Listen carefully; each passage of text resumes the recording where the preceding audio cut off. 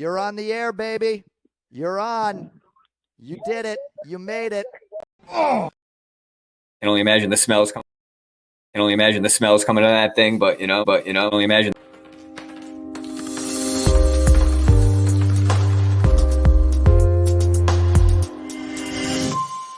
The following show is for mature audiences only. Shy City Sports.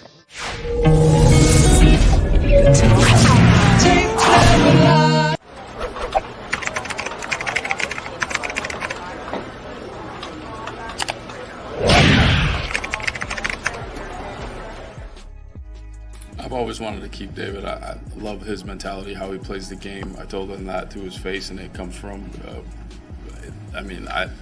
he's part of the identity that we had this year that kept us competitive.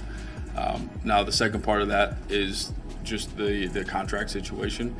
That's something that we'll see how that goes, and if we can find common ground. I've learned that you can want a player, and the value's got to come together for it to happen. But I love the way that he attacked this season. Like that's a guy that does everything right. And you all watched his tenacity, his fight. Like I'm a big David Montgomery fan.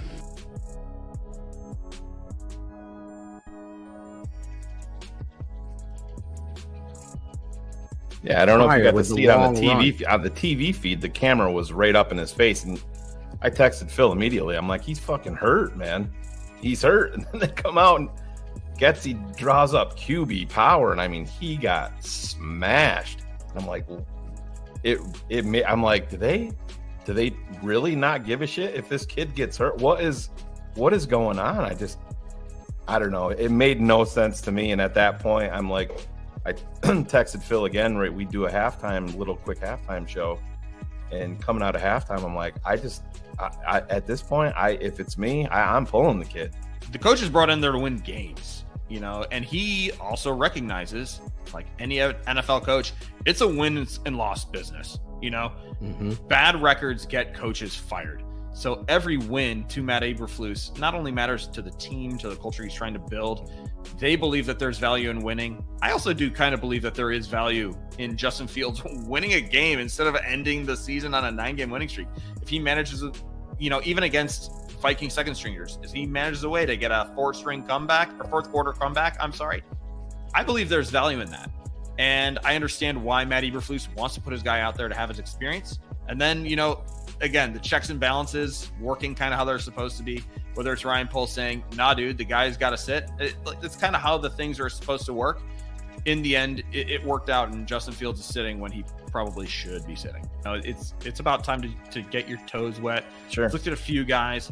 Right now, I do lean Will Anderson personally, but it's for a variety of reasons. Yep. One is edge rusher is just not really someone you find anywhere else but other than the draft. And there are really good, impactful 3-techs that the Bears can get in free agency. Yep.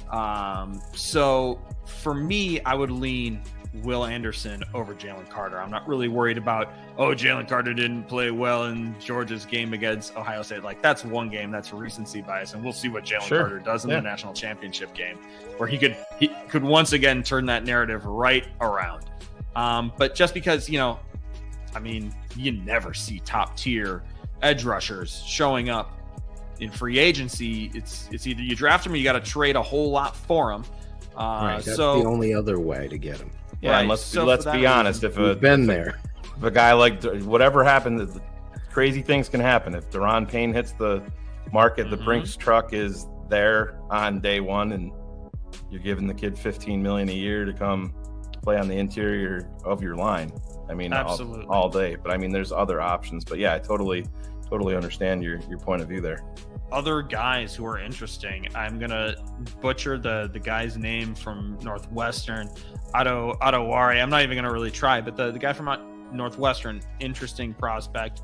If they do trade down, you have Brees, you have Miles Murphy. There's all sorts of guys that will help the Bears. Not even could help the Bears. That's the other thing is the Bears need so much talent, and they need so many players to come in to help out. I do believe that no matter where they go, even if they do trade down and they get, maybe a Quentin Johnston or they get a Peter Skoronski or whoever, the Bears will be better afterwards.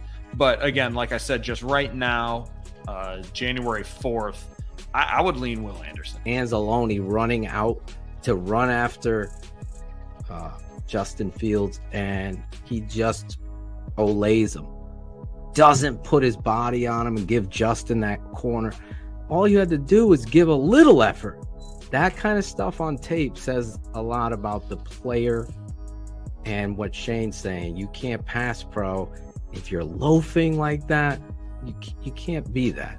Yeah, now, I know he's the ultimate team guy. I spoke with David, and David thinks the world of Khalil Herbert, and that's good that you got that kind of like a competitive balance of carries, but that they like each other. That's another good thing. You keep that duo together is smart. I think I know what play you were talking about, and I had that exact same play circled, just like David Montgomery makes this block. Exactly. And here's the other reason you want both of them. They're just different backs. Khalil Herbert has a place in this offense. He's a valuable 100%. Piece of this offense. He is that one cut and I'm gone type player that this zone offense runs, right? When you just have to beat one guy. The hole's there, you have to beat one guy, beat him. He does that. But David Montgomery is your 3rd and 2, your 3rd and 1, your low red zone guy, and you need both. You need your 3rd down back, who is David Montgomery because he can pass pro, because he's a better pass catcher, where there's absolutely a role for each of these guys. And honestly, the offense is better when both of these guys are healthy. It's better when both of them are involved. For a while, I was kind of beating the drum of David Montgomery as the bell cow back. David Montgomery is the identity of this offense. But as I've seen it progress, as I've seen Luke Getsy's offense progress, I've started to realize it actually, I think, is better when they are getting 50-50 splits, because Khalil Herbert does wonderful things. But he doesn't do what David Montgomery does. And that's good. That's a good thing. You want two different guys who can give you a little different flavor, that can keep a defense honest, that can open up your playbook, so that you can be running on 3rd and 5 and you can be running on 3rd and 1, and you can be confident in each guy.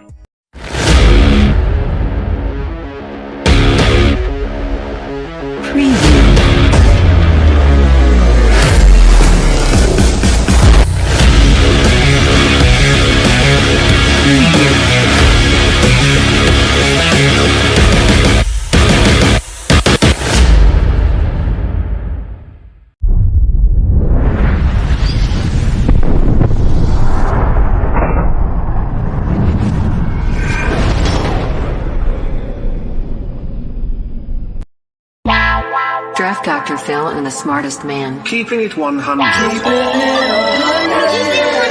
Chicago's trading up. 100. Yes! What? Oh my God. Here it is! The tape never lies. Other people drop off, but we still keep rocking. You'll never know how good your football team's going to be until you play with maximum effort.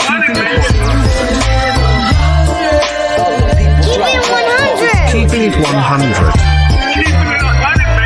Open competition. Take over the North and never give it back. Smartest man. My Chicago Bears select Justin Fields, quarterback, Ohio State.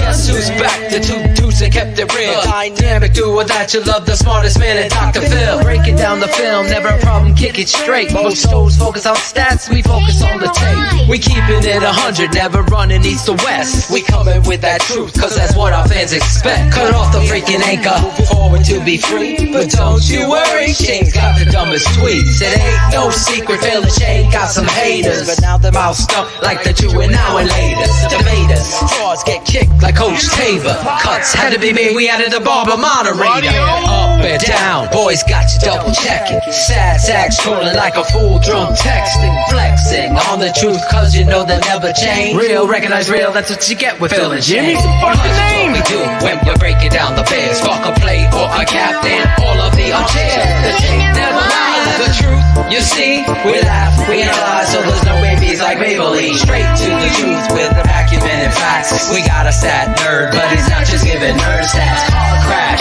big impact, back like tricks at. Every Wednesday night you got the smartest man in Phil back. Now we know you're smiling like a fat kid with fun day. We're back better than ever and we keeping it 100. Keep it 100. Draft Dr. Phil and the smartest man. Justin Fields gets outside the pocket, puts that ball perfectly where only Mooney can get it.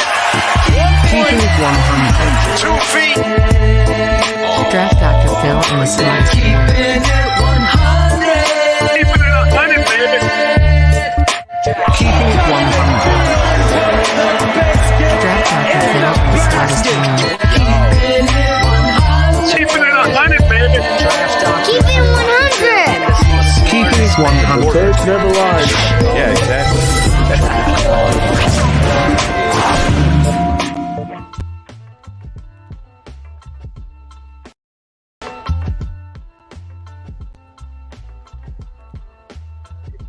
Yo, buonasera. This is Claudio the Barber. This is TTNL's Keeping It 100, the best bear show on the planet. Yo, I don't know what was a better birthday gift. Lovie Smith getting us the first overall, or the Lions knocking out Rodgers and the Packers of the playoffs. I don't know, it's tough. But we got another great show for you tonight. We got the one and only from the NFL Network and the Sick Podcast, Mr. Adam Rank is back on the show. So let's bring in mi amici, Shane, the smartest man, Marsa, and Draft Dr. Phil. Little false start there. Welcome back, Claude. Yeah, listen. Claudio keeping it a tradition. Phil shows me the clip, and I was like, after that clip, and you said, yeah. So I was waiting. What clip are you talking about? The clip of Angelo.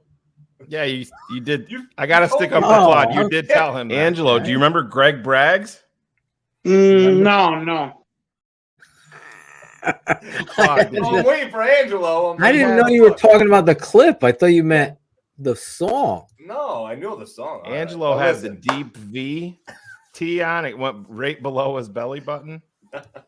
On that one, yeah, it was. Oh shit! Play like what happens? That was a dope. I don't hear any beat, music. Is it turned all the way down? Yeah, I don't hear no music right now. Ivan must have turned it down. Cool Kennedy with the beat. The new Claudio beat. Yeah. Heading into the new off season, we're gonna see some new changes here at TTNL. Changes. Good changes. I was wondering what was going on. I'm like, someone must have turned it down. You like the fucking Ivan shaves his beard and shaves the beats. I know. Claudio loses teeth. Claude, you missed it. The fucking handlebars fell off his fucking face during that Texans game. It was so cold with that suit on.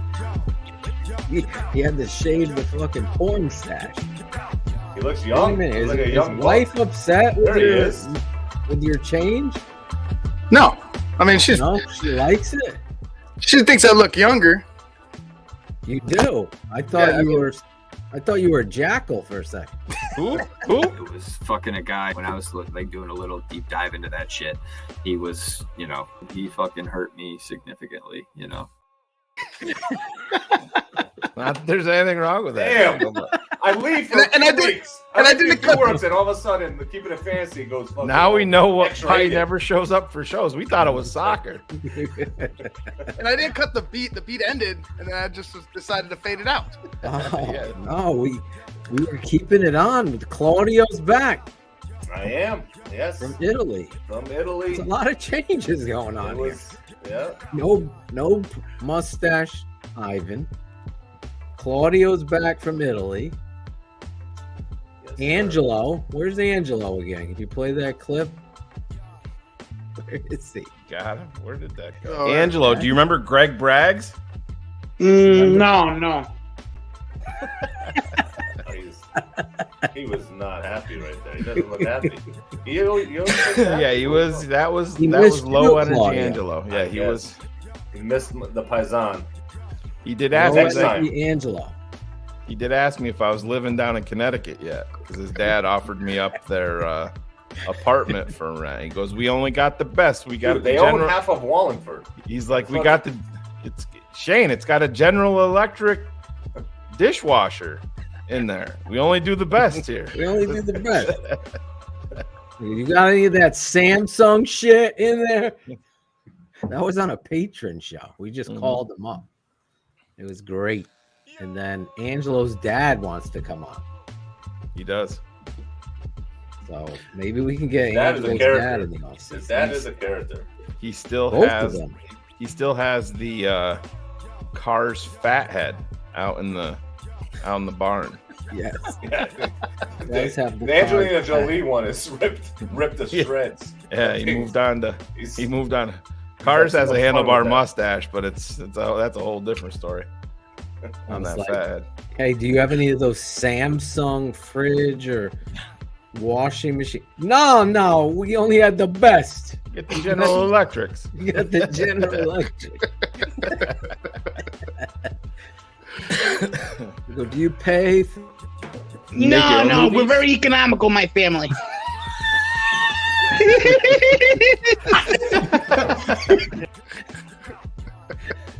We gotta get him back again. Angelo. Yes. Maybe when we kick off Draft Mob, we'll have him introduce. Yeah, could he be Draft the Mob. Hey guys, guest announcer? That would be great. Angelo Joe Marino. We got a great show for you guys. You got Adam Rank. I did ask him, Claudio, how his Keeping It 1000 podcast was going, and it hasn't got up off the ground yet. Wow, shocked. Yeah, shocked. I did want to produce a show with him called Manja Angelo. And all he does is goes around traveling to all these restaurants, and you have to film him walking up to the manager saying, "What's your best dish?" And the manager, "Oh, we cooked it," and he eats their best dish and he then hypes he them up. reviews it. He Oh, hypes yeah, them it's up. so great. He's definitely So real We quick only on had a this, cameraman. Cars Keys last show is tomorrow night, and Cars Keys will transition into Draft Mob. We haven't announced the dates for that, but the Draft MOB is Marsa Atoshin Bears Nerd. So it's gonna be a lot of fun, and it's gonna be a historical offseason for this franchise. So Go to Patreon and sign up. Even you patrons. I think Aaron missed my point there because Shane is having to self-autocorrect patrons, for God's sake. Every month this happens. yeah, I know. Yeah, I got you, man. Hey, how come I'm not a patron? Well, your card was declined. I don't know what to tell you. Yo! It's about 40 a month.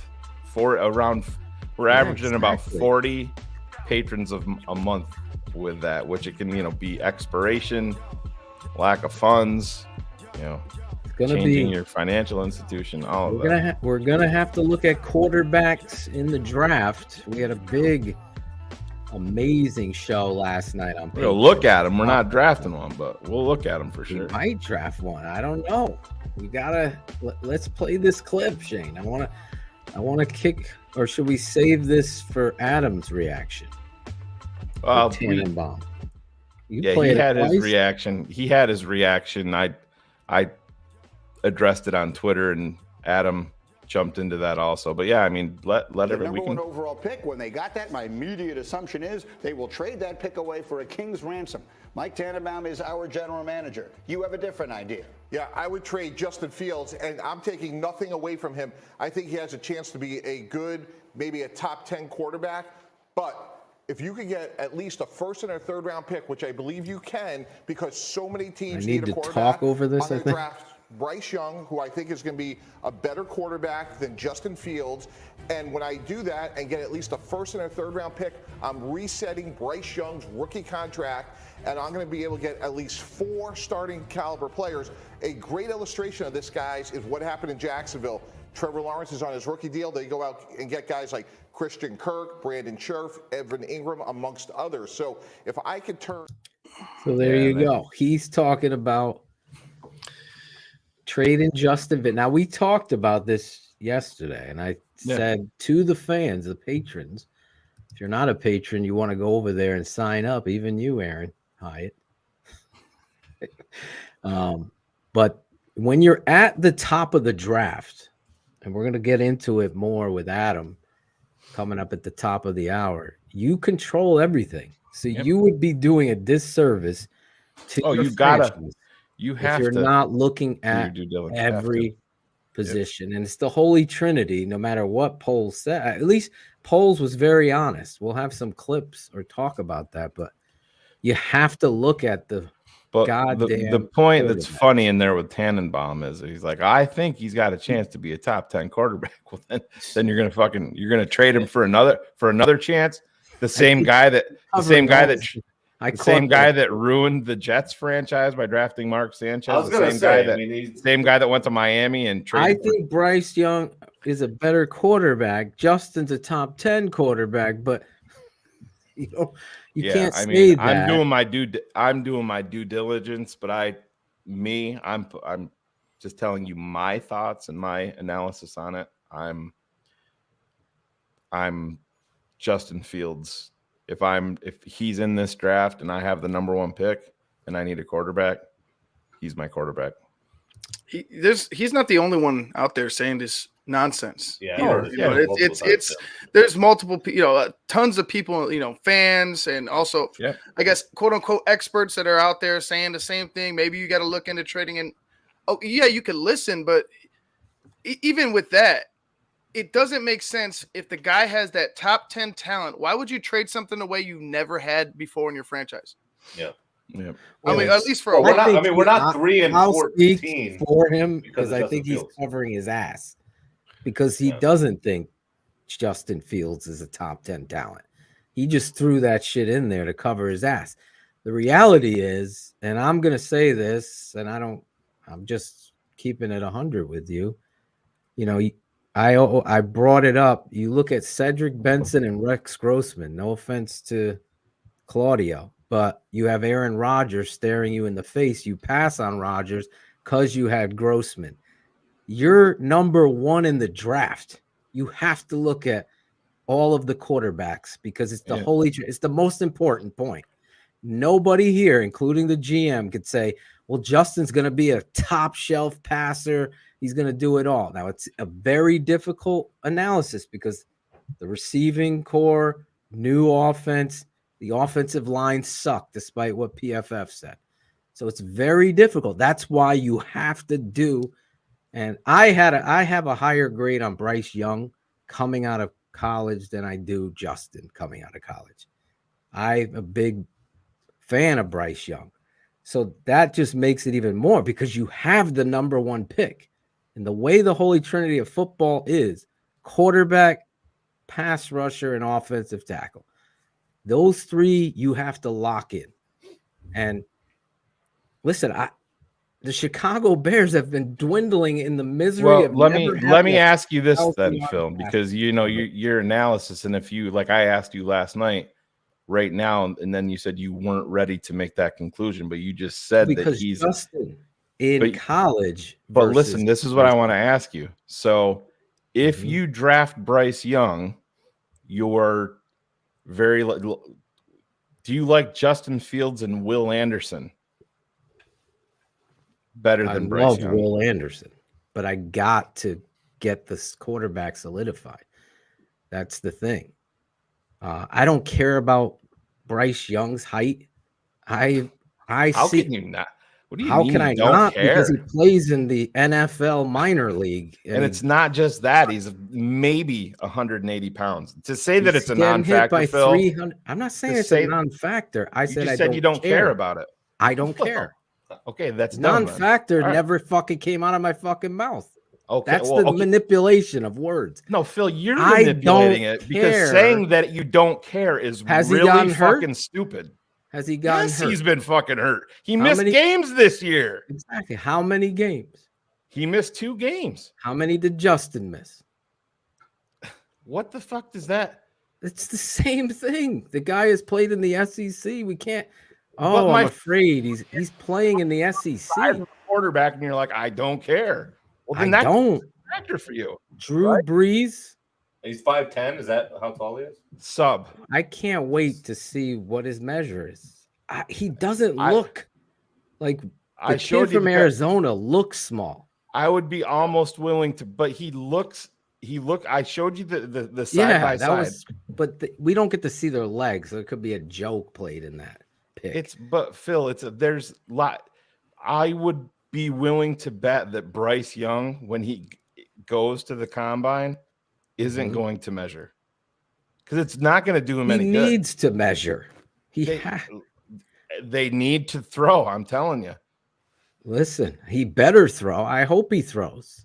I always say, what do you have to just throw? They know that you don't have rhythm with these receivers. He is. They I don't. mean, it's. I've seen this kid over. He is tiny. I'm not saying we He's should made plays. Draft Bryce Young yet.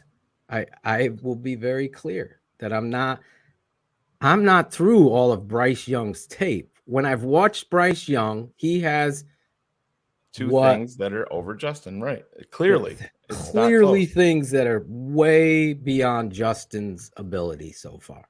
And that's just being honest. He's an anticipation thrower.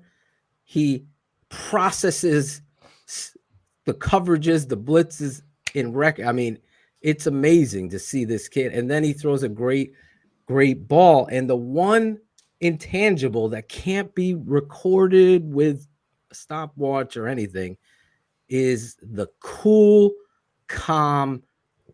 This Aaron Rodgers, Brett Favre had it, Tom Brady had. You can't measure it. It's in the moment, in the critical moments, they make the fucking plays that you just say, wow. And they'll always be in the game. Russell Wilson has that. Those traits are so intricate to your analysis. So I'm just saying, you're number one. You're struggling throwing the ball. There's 2 points here that I want to make. I want whatever's best for the Bears. Sure. Ryan Poles has to get this position right. He did not draft Justin Fields, correct? So his loyalty to Fields is what he's doing on this roster right now. He doesn't need to be loyal. He needs to make the right decision. If it means hey, I got to be blown away, he said, then if that happens, then you got to pull the trigger. You have to have the balls to do that. The Bears are more important. The jersey's more important because we haven't had a winning Young. You're trading Justin Fields, or you're keeping both in your. No, you can't. No, you both. have to trade. You're trading. You would have to trade. Keep both. I would love to keep both and say, "Yo, battle it the fuck out." I would love to do that. He ain't Doug Flutie. He's not fleet of foot like Doug Flutie was. Bryce Young is not. I'm just telling you, that conversation has to be. It has to take place. And I'm drafting Will Anderson. That's my guy. That's the guy I would draft. But again, this is the most important position in all of football, all of sports. It's the most difficult. And throw out the rushing, the offensive lines. It's no, Justin did a great job with his legs to make your running offense what it is, because your offensive line sucked. So let's not manipulate it. To Poles' credit, if we would watch some of those clips, Poles said he made a lot of plays with his legs. Yeah. And he made some plays with his arm. It's got to be better. Is it going to be better? This is why Ryan Poles is here, to make that decision. I know Shane and I would be in the front office battling this out to find the answer for what is best for the Bears. That would be the most important. I think it's I understand what you're saying. For me, it's what we talked about before. They're trading down. They're trying to accumulate picks because there's a lot of holes on this team. You could find an edge and find an offensive tackle if you trade with one of these teams that has two first-round picks. You could do that right here, right now. And I just don't see. I understand the conversation, but even it's for not me, a conversation. It's Cedric Benson. What are we having? with Rex Grossman. But there's a difference there, though, too. I mean, Rex was drafted in 2003 and injured for the first 2 years. So that makes it even worse what the Bears did. The Bears just dismissed 2 straight years of injuries and dismissed quarterback to take a non-explosive running back in the first round. I mean, and the other thing is, Shane, since 1947, Ivan, you've never had the first pick overall. You got to get this right. If it's a quarterback, because you have decided through all the work and effort and the time that you've had, Justin, and the time you're reviewing this stuff, you have to put the Bears first, and everything else comes behind that. That's the job of the GM. Is he going to do that? Justin might be the guy. That's it. But I'm just saying, I think fans need to be aware that if the Bears aren't looking at Bryce Young and these quarterbacks, then they fucking should be fired. They should be fired because no matter, I love Justin. I believe in the guy. But if you're not doing you have to do your due diligence is what you're saying. Yes. If you're up top, you have to overturn every rock. You can't say, all right, we're not going to talk got our guy, even though he's got to improve and he's got to do that. You can't have that. Is he going to improve?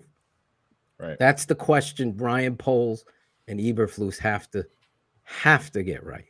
Here, I have that. Speaking I of have right. Just. Well, how exciting is this? That? No, this I wanted to show because I got one with the feet. Oh, okay. Remove the banner. There they are. So I can't. I want to see what he measured. What is what's his name in Arizona? What is his height? Kyler Murray measured in at kind of 5'10". Wow. 5'10". So he's 5'9". Well, maybe. Unless that grass is he is wearing flip flops. He is wearing Adam Rank's flip flops. So take away Kyler two inches from his hair. And the body structure is the thing, like even that Daniel Jeremiah talked about, Phil. And I know we've talked about it previously. Daniel Jeremiah was told you have to see him in person because it's startling. That's when I said that's a check in the box of him for me because he's overcoming all of this and just playing it phenomenally. But speaking of phenomenally, this guy is a brother from another. He is on the NFL Network, but sometimes you think he's on TTNL Network because he's always promoting the brand and being a huge believer and ambassador of this network. I'm a huge fan of him, and I know you guys are. He's one of the most excited guests you'll ever see with the power and the passion for the Bears. I love that he wears his heart on his sleeve. Let's do it. Adam Rank. Keep it 100. What's up, everybody? This is NFL Network's Adam Rank, and you're now. At this point, this guy doesn't even need an introduction. But we're gonna give him one anyway. We already know he's every Bears fan favorite analyst from the NFL Network. Come meet me at Portillo's and let's get it on. Versatility is the name of the game, and he has it in spades. Regular season, fantasy season, NFL playoffs, free agency, and the NFL draft. He's got it all covered. Bears fans, TTNL fans, get up out your seats and give it up for TTNL royalty. The Tape Never Lies Network. He's the guy that made TTNL Network's own Barlissimo. Spoiler alert. His second ever return guest. He's also the first ever guest of the TTNL Network. Yes. He's Adam Rank. Oh my God! Oh, there he is. There it is. Thank you. I gotta go. That's all the time that I have. Thank you. My intro takes up the whole thing. Which is fine. That's exactly what I want. I would love that on every show I do. Any guess? Just hype videos. Like it's like the Undertaker. It's like the Undertaker coming in at WrestleMania. Like, oh my God, this started at 3. It's now 5 o'clock. And the Druids are still sitting there with their torches. Here I come in, getting ready. How many standing ovations do you get? Oh, countless. Countless. It is shaking hands on my way down the aisle. Kissing babies. All that. All that stuff. Doing it all. Making it happen. Well, you're making it happen here tonight. I'm so glad you're back. I wanted to keep Ivan and Claudio on as our fantasy show, Keeping It Fantasy. Guys are here. Jackal didn't show up. He's like that guy that puts it on auto draft. Whatever. Like, dude, I passed up going to AEW tonight at the Forum to be on this show because I knew that, listen, I was like, oh, like AEW, I could go. If I tell Phil one more time that I can't make a show, I'm dead. So it's too much. I can't. So I'm sorry. I know Adam Cole's back. Don't worry. I'm seeing spoilers, but it's good. It's good to be here because I got a lot of things. Yes. I talked about it with Carmi V on Tuesday night. Of course, for anybody who is unfamiliar with the Sick Podcast with Adam Rank, we're nearing 9,000 subscribers. I want to get that soon. I think it's going to be a big off season for us. Let's push it. We're very, but it's like, but like everybody who's here, like it's not like I'm in a new audience. It's not like I show up in New Japan. People know, like, we know who this guy is. It's not like I showed up in WWE and nobody's watched the Indies. It's all that stuff, but it's good to be here. We're glad you're here. I think we should kick it off first where you want to vent a little bit. And we all agree. Go ahead. What were you going to you know what? I'm sorry. I'm going to interrupt you because I was listening to you and I understand the whole, like, we're going to look at the quarterbacks, which is fine. Like every team does that. I mean, look at, Tom Brady did not get like Tom Brady. They were drafting quarterbacks all the time. Jimmy Garoppolo, some of the other guys, like that's, Matt Castle was brought in, even Cliff Kingsbury, who was fired. They bring in all these guys and that's fine. My biggest thing is that they're like Bryce Young. It's not like Joe Burrow. I think Joe Burrow was a much better prospect. And I think that you could have made a case when Josh Allen was coming out of his second year, like, hey, do the Bills trade up or whatever? 100%. I don't know. But but they didn't have the number 1 pick. But if the Bears use the number 1 pick, they miss out on the opportunity to strengthen their entire roster because you take Bryce Young, you're not picking again until Baltimore's pick in the second round. So you have to think about that. So the cast stays the same. I know they have free agency money and everything like that, but you think about what they're going to be able to get. And you just look at the one that CBS, the mock draft that CBS just put out, where it was like, if they traded down to number 4 with the Colts, they would end up with the Colts 1st, 2nd, and 3rd this year, 1st and 3rd and 5th next. Like that's a lot of draft capital. Yeah. Bryce Young better be so much better than Justin Fields that it's going to be worth passing that over. I don't think that he is. I don't think that he's a better quarterback than Justin Fields. Either. Perfectly truthful with you. I mean, I'll just put that out there. I don't think there's a lot of prospects who are better than Justin Fields. And I don't think that we got to see a full compliment. It's like if the Jags punted on Trevor Lawrence last year.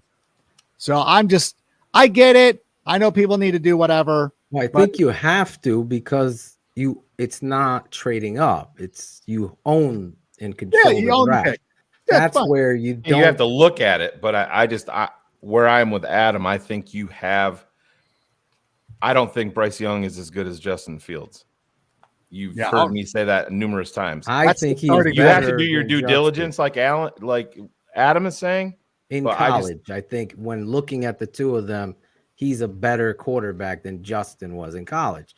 Justin's got years of experience. This all has to go into it. You have to project it to the NFL exactly. Also. Exactly. And that's where I'm saying, okay, got to look at this tape because the Bears have to be.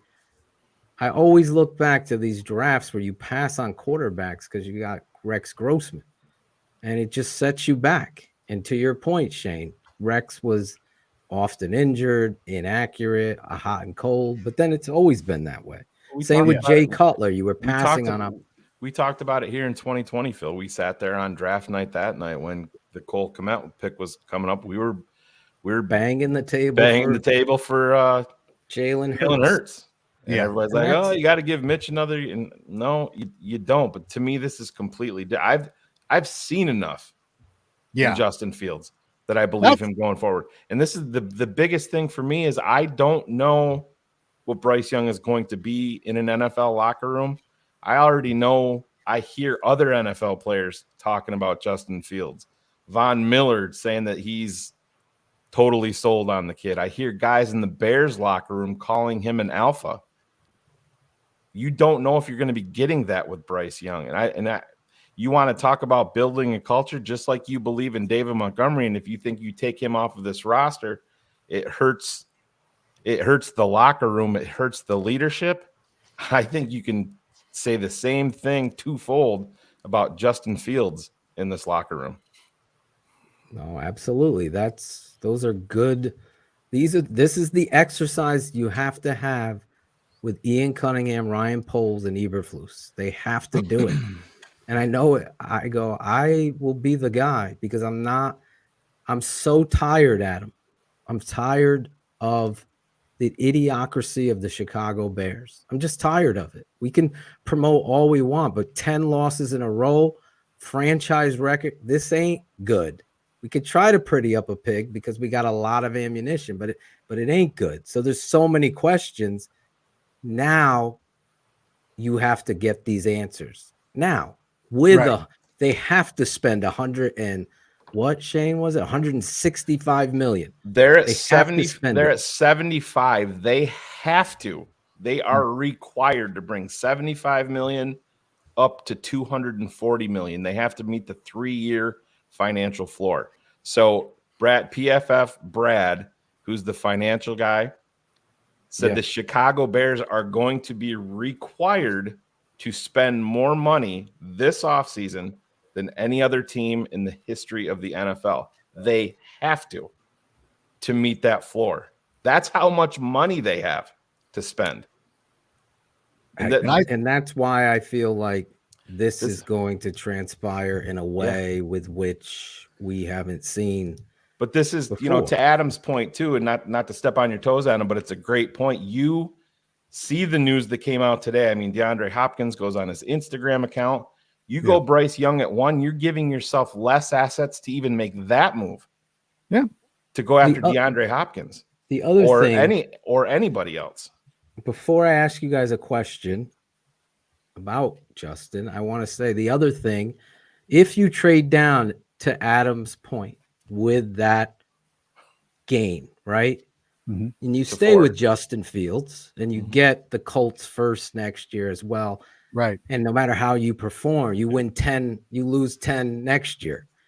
Now you got a shot at Caleb Williams. Exactly. That's why this is so important to look ahead now and the future. Oh, yeah. I think that I mean, if there's troubles next year where you're like, God, the quarterback regresses, he doesn't get better. They surrounded him with a better offensive line. They brought in DeAndre Hopkins and it's not working. Then you take your 2 first rounders. And if it is bad, it's going to be a top pick anyways. Then you buy like where Houston's sitting right now. Like if Houston really wanted, and this will probably tell us how much Bryce Young is valued in the NFL. If Houston's not giving up their first 2 picks for him, then I don't think he's that good.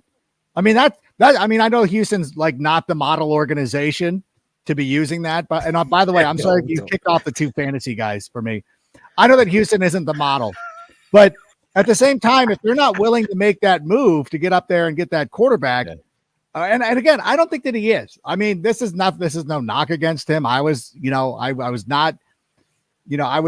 on Joe Burrow. I was not as in on Justin Herbert. So I might not know. I might not be that person. And I will spend some time over the next couple of days, especially when I go back to the NFL Network building, and I'll start being able to have conversations with some of our more draft centric guys, but I don't see it.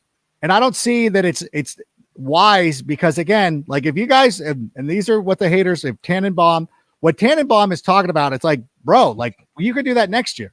Like we'll be back in the mix. If Justin is not good, we'll be back in the mix. I'm fine with them looking. Like, why wouldn't you look like that? Every time, like I'm walking down the street, I'm very satisfied with my automobile. But every time I walk down the beach and there's a car on the side of the road, I stop, I look into it, like, oh, that's not a bad car. I usually don't buy it. I usually stick with the vehicle that I own, but I still look. I have no problem with that. You got to do your job.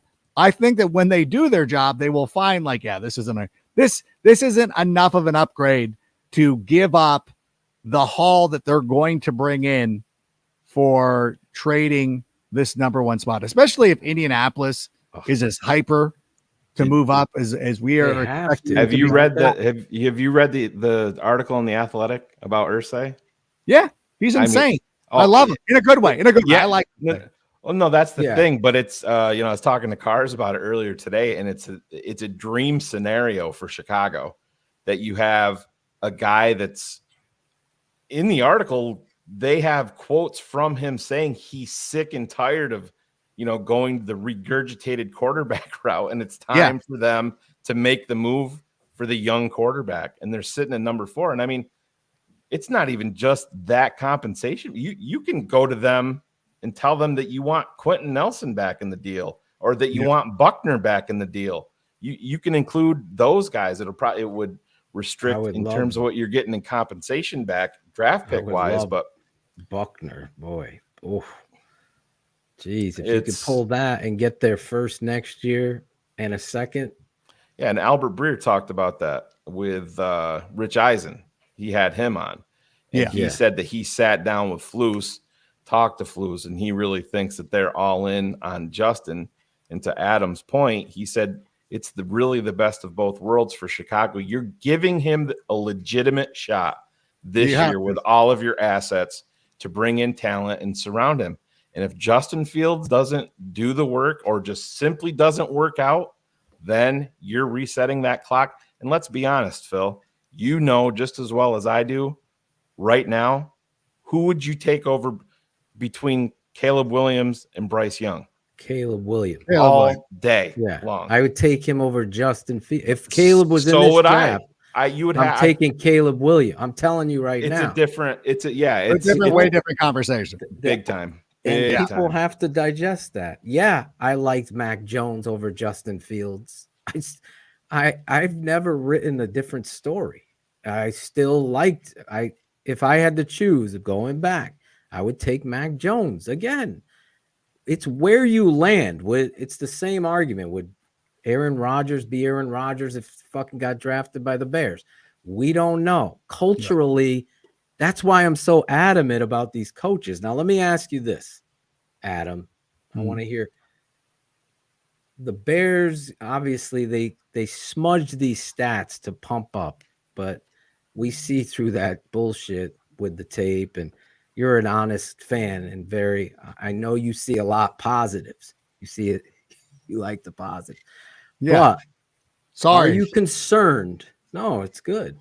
Are you concerned at all about Justin Fields being a runner more so than a passer? Or was it out of necessity in your mind that he had to run, and that's why he is what he is? I believe a lot of that was out of necessity. He didn't run that much at Ohio State. He didn't need to. When you have Garrett Wilson and you've got Chris Olave and you've got Jamison Williams, was he there as well? Like there were times that he ran. You remember in the semifinal game against Clemson when he needed to go and pick up some first downs. He has that ability to do it. His best runs this season weren't the designed runs. They were the improvisations.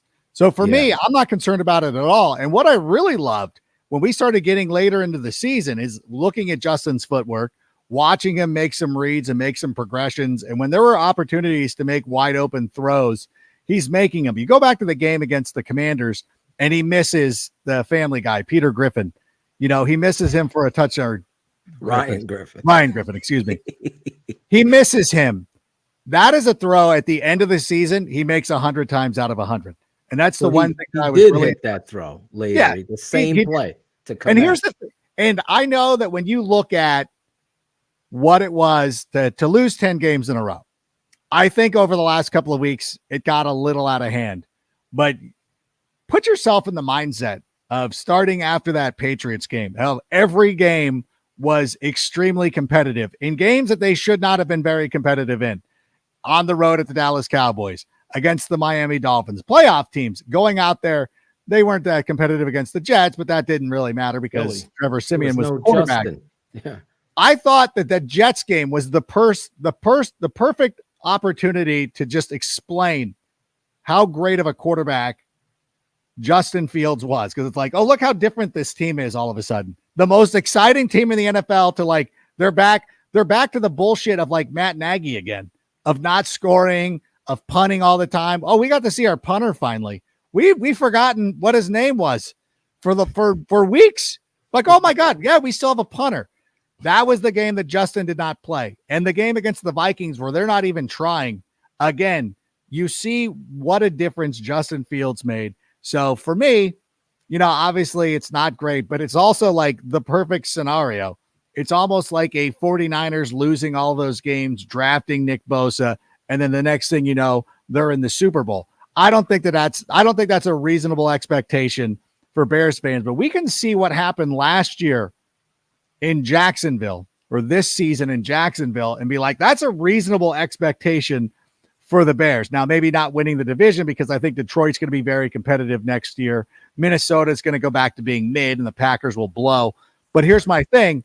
Like you look at like we all, and I was as guilty of this as anybody. And I told Kay Adams, like, oh yeah, that was me. I'm the a-hole who was making fun of the amount of money that Christian Kirk was given. That's what's going to happen with Chase Claypool is right now, everybody can run around and to be like, by the way, and I'm going to address this right now. So I was going to ask you this. Hold on. I'm going to around. So by the way, any asshole who's like, we essentially gave up a first round pick and go fuck themselves because we didn't. That's not what happened. You know what? Because when Pittsburgh makes that pick, it's going to be on Friday night. It's going to be on Friday night. No fifth-year option. No fifth-year option. Right. No Indiana, Chicago. Is Indiana, Illinois? It's the same shit. Second round is not the first round. I think you and I were in the same tweet thread the other night, Adam, when we were talking. Ill Will was in there and everybody was going back and forth and people were melting down. And it's, oh my God. It's just a way for them to make the trade sound shittier. Yeah, that's the reason that they're saying trade. Yeah, I get it. I'm with it. Listen, and to me, like we were not signing Roquan Smith.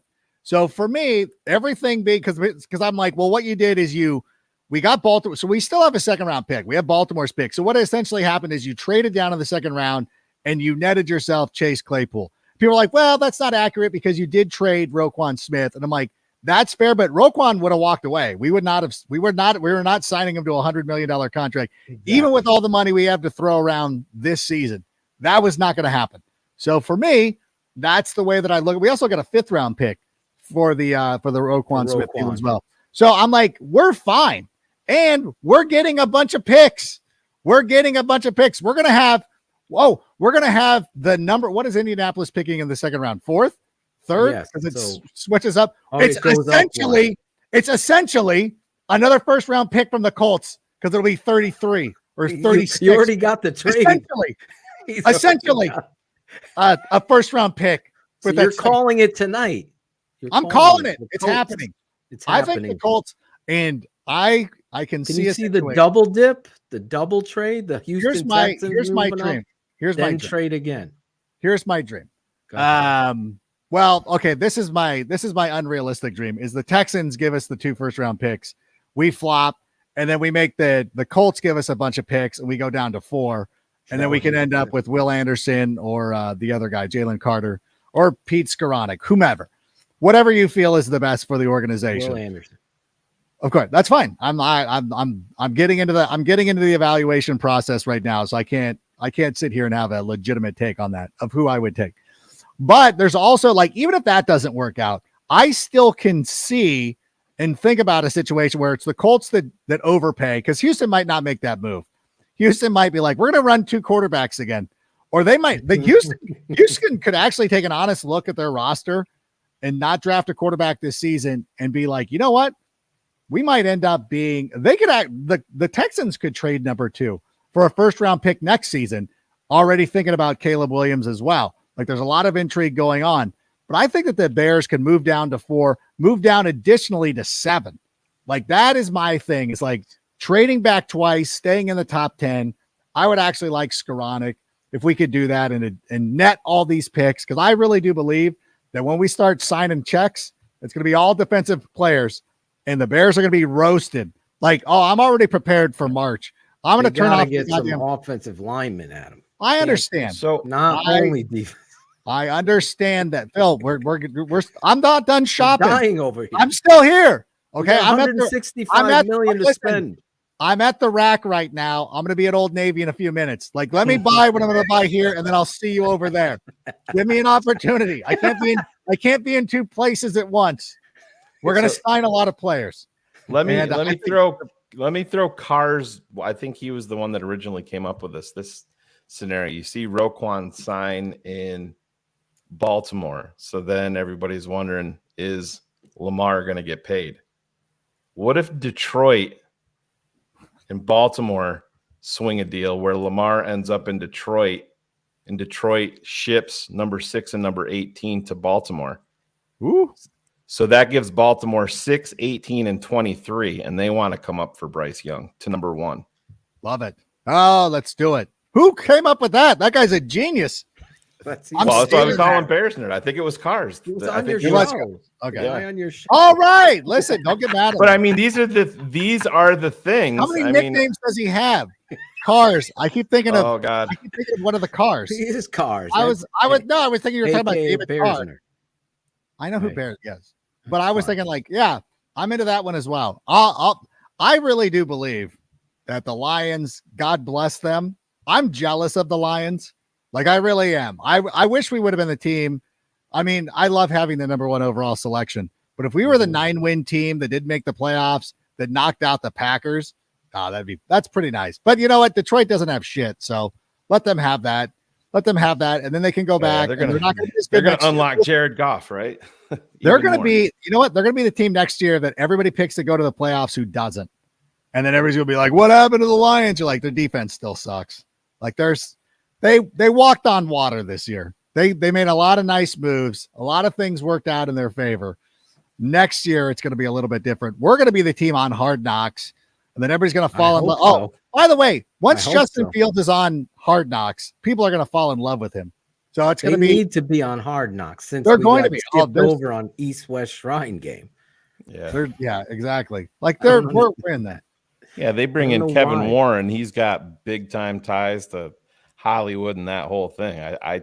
I agree with Adam. I think that's going to be a lie if they name him. I think that's already been decided. There's 4 teams that are eligible, and that would make me so happy because I want to see behind the scenes Poles and Eberflus. I want to see everything showcased in how they handle the roster, the team, accountability, all of that.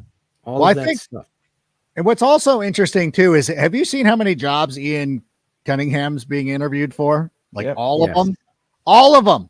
So like, I know that people who want to say whatever about the Bears front office structure, it's like, well, our assistant GM coming off a historic season of losses. Everybody wants our assistant GM though. What does that tell you? Yeah, well, we kind of knew there is a little caveat.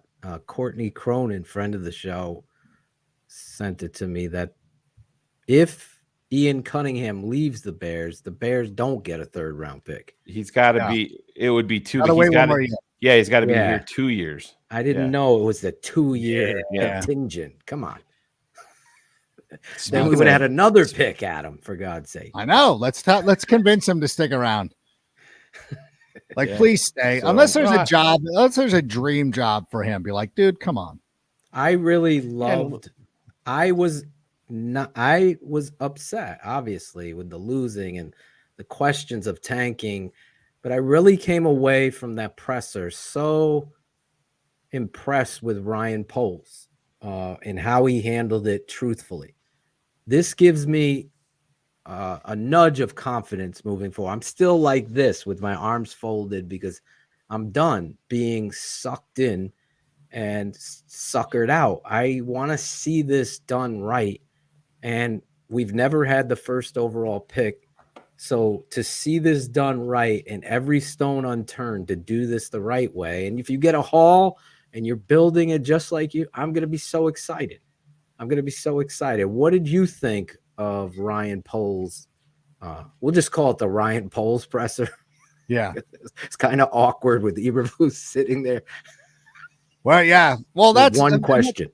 And that's also of Eberflus's character, is what you get from him on air and everything like that is 100% different from what, like, I was sitting there talking to him at Hallis Hall, and he comes up to me, we're going to be, hey, how you doing? I go, hey, by the way, I go, is your daughter still a student at Chapman University, where I'm a professor? And that last year was my first year doing it. Professor Ryan. And he goes, oh, she just graduated. And I'm like, he's like, where do you live? I go, I live in Huntington Beach. He's like, Sugar Shack. And I'm like, hell yeah, Sugar Shack. And we're chopping it up, talking about the beach, having like a laugh, like we're best friends. And then all of a sudden, the camera lights turn on, and it's like I've never talked to him before in my life. I'm like, we've been trying to tell Phil forever, Adam. I'm like, you guys not buying it. Like, it's the whole thing. It's like, and listen to, like, every time it's like, Justin could have his arm removed and he'd be like, it's an upper body injury. Like, it's very much of the Belichick, like, hockey. I think Carmen Vitale, she always calls it like the hockey descriptions of injuries, like upper body, lower body. We're not letting anybody know. But that's kind of cool. Like, isn't that's what you like? You like those guys that are like a little bit more like, no, we're playing it close to the vest, as opposed to, these guys that come out there and have to tell you about every single injury. Like, I know every, like, Ben Roethlisberger was always the king of this, of letting everybody know how injured he is. Like the guy who shows up the next day at brunch to just like, oh, I'm so hungover. Like, I don't care. Like, nobody cares. Just go get your breakfast. I don't want to hear it. So I love that about Eberflus. And of course, I'm partial to Ryan Poles. I was interested in the guys that ended up with the New York Giants, but because of my working relationship with Cynthia Freeland, who is a college classmate of Ryan Poles, I do have a little bit of insight. And of course, she's going to be a little bit biased, but she's been on our show multiple times talking about how well regarded he is and how smart he is. So I think that I've ever since his initial press conference last year, I've been sold. I've been in on it. I'm like, okay, like that's a pretty good pick. And I love the fact that, like, he's retired Ted Phillips. He's brought an assistant GM, and he's done a bunch. Like, we're going to move to Arlington Heights. Like, this is exactly what we need out of this organization. And I feel like it's kind of like what Ryan Pace wanted to do, but just couldn't pull off. But Ryan Poles has been able to do it. I don't know what's made him able to do this, but it's a much different organization, and one I feel 100% better about than I did, a couple of years ago. You liked the Ryan Poles presser then? Yeah. You liked his answers. I understand everything that he's doing. I understand, like, I'm of the mind of, like, we're good with quarterback, but he's got to say what he's got to say. Like, he can't just be like, yeah, we're just trading out. We're just looking for trade partners. Like, yeah, but leave a little meat on the bone. Like, I thought, somebody said this the other day. They said that when Miami traded with San Francisco for Trey Lance, that they're like, oh, they were, I'm like, no. They made it seem like they were ready to take a quarterback too. Like, they gave the illusion like they could have moved on from Tua, and the 49ers went up there and paid dearly, mostly because they thought they were acquiring draft picks to acquire Aaron Rodgers. But, same thing still was there. Like, Miami played it perfectly and got a huge haul for number 3 that ended up being Trey Lance. Like, imagine if Jacksonville had been dealing with their number 1 pick, like how much they would have been able to get for that if that's what you got for Trey Lance, which is why when I see all these, and it was CBS who had the most recent mock draft, where it was the 1st, 2nd, and 3rd this year from the Colts, a 2nd and a 3rd, or 1st and a 3rd next year, and a 5th. I still think you would have to throw in a player, be it DeForest Buckner, Michael Pittman Jr., or Quentin Nelson. Always seemed it's one of those 3 of the triumphant. I think it's going to end up being a haul. And I would- think the Indianapolis is going to be able to pay that, or they're going to want to pay that. I totally agree there too. And I mean, I think even up top, you can take a different approach. Listen, the way that you have to approach it is at this point, they know how they feel about Justin Fields, and Ryan Poles has to have told him, hey, this is going to be our approach. You may hear some things that you don't exactly care for, but this is how we feel about you. You also have to do a very good job to make other teams believe that Houston is going to take the quarterback that you want, even more so than yourself. You have Justin Fields already in hand. Houston isn't selling Davis Mills as their guy to anybody. Right. You know, if they go out and pull a trade, but you're doing a sell job for Houston. And this is another thing that plays in with Indy is you're using those two teams within the same division against one another. Indy, you don't want to give up that extra player. All right, Bryce Young's going to be in your division for the next 12 years. You can use you have to learn to play the game. It's a big poker game, but it's critical that Ryan Poles, and I have to believe wholeheartedly that he has had that conversation with Justin's representatives, everybody, along with Coach Eberflus, that they've already told him, you're our guy for 23, but there may be some uncomfortable situations for you moving forward. And I believe Justin Fields is the guy. I don't think that that's going to bother him one bit. He's not turning the TVs off in the facility like other quarterbacks. So, Speaking that of part that, of it's let's critical. watch this clip. I want to share David Montgomery and Justin Fields.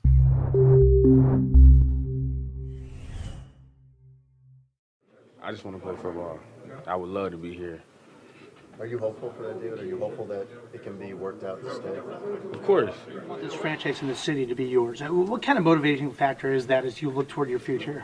What kind of motivational factor? Yeah, in terms of taking ownership and making this team yours. I feel like it's already mine.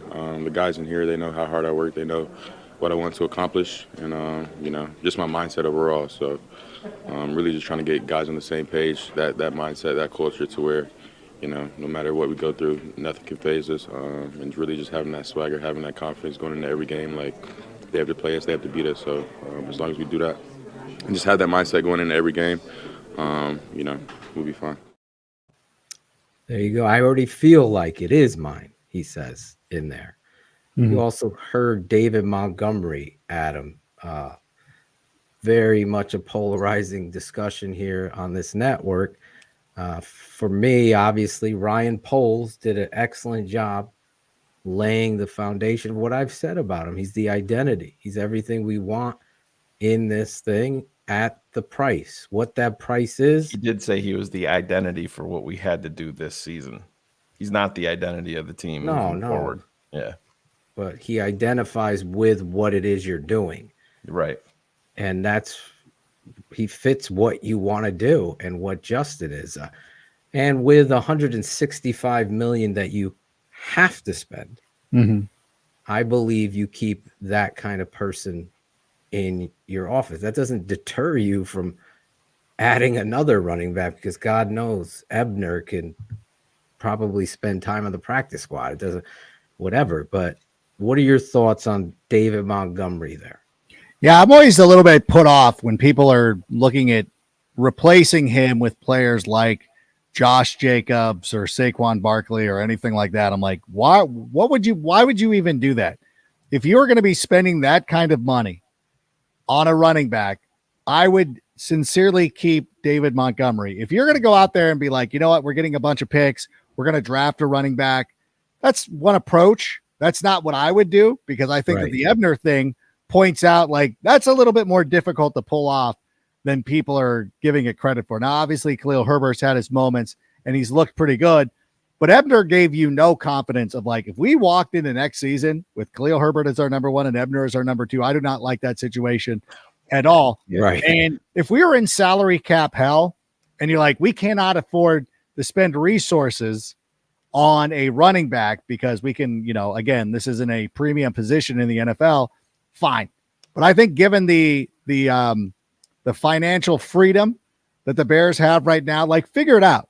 Because and also for David Montgomery, you have to think about this. Like you're going into a market with those guys that I just mentioned, along with a number of other running backs. Some guys are going to get cut as well. So it's like, you know what? Like, I don't know if it's worth it for you to go out there and really test the market because I don't know what the market is going to be.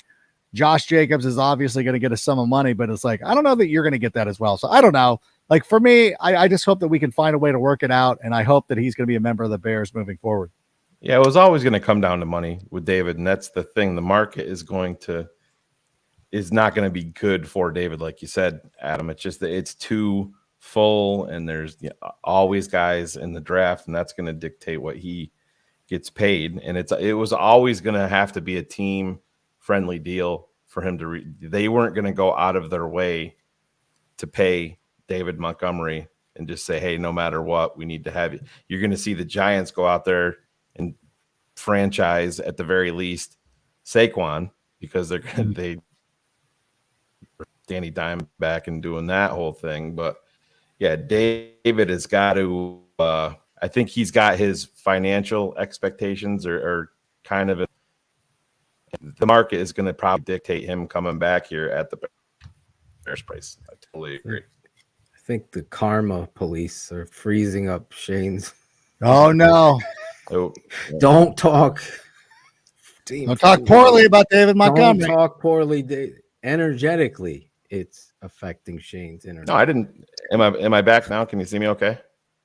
Yeah, You're freezing. I mean, you could have at some point you could invest in a ring light, but whatever. Don't let that be a burden to you. I have one. I don't want to show that He's much. got of my every face. I have tech one there. gift you could ever think of. This guy. Every time I'm on with Shane, it always feels like it's a hostage situation. Like he's a mafia. No, that was John Wood. That was John Wood that you had on was the hostage. He was the. Oh my God! Yeah, no he background. held up a newspaper. Let us know what day it is. Is that better? Is that better, Adam? I turned on my ring light. But no, I wasn't degrading. Yeah, I wasn't degrading David Montgomery at all. Team friendly. He's going to get a good, honest deal. That's what it should be, and you should pay a guy that's sacrificed. Phil, the market is going to dictate David Montgomery coming back here. There's not going to be get teams done before free agency starts. So would that dictate anything? I don't think you could just write the interest. I would love for it to just get done before he hits them.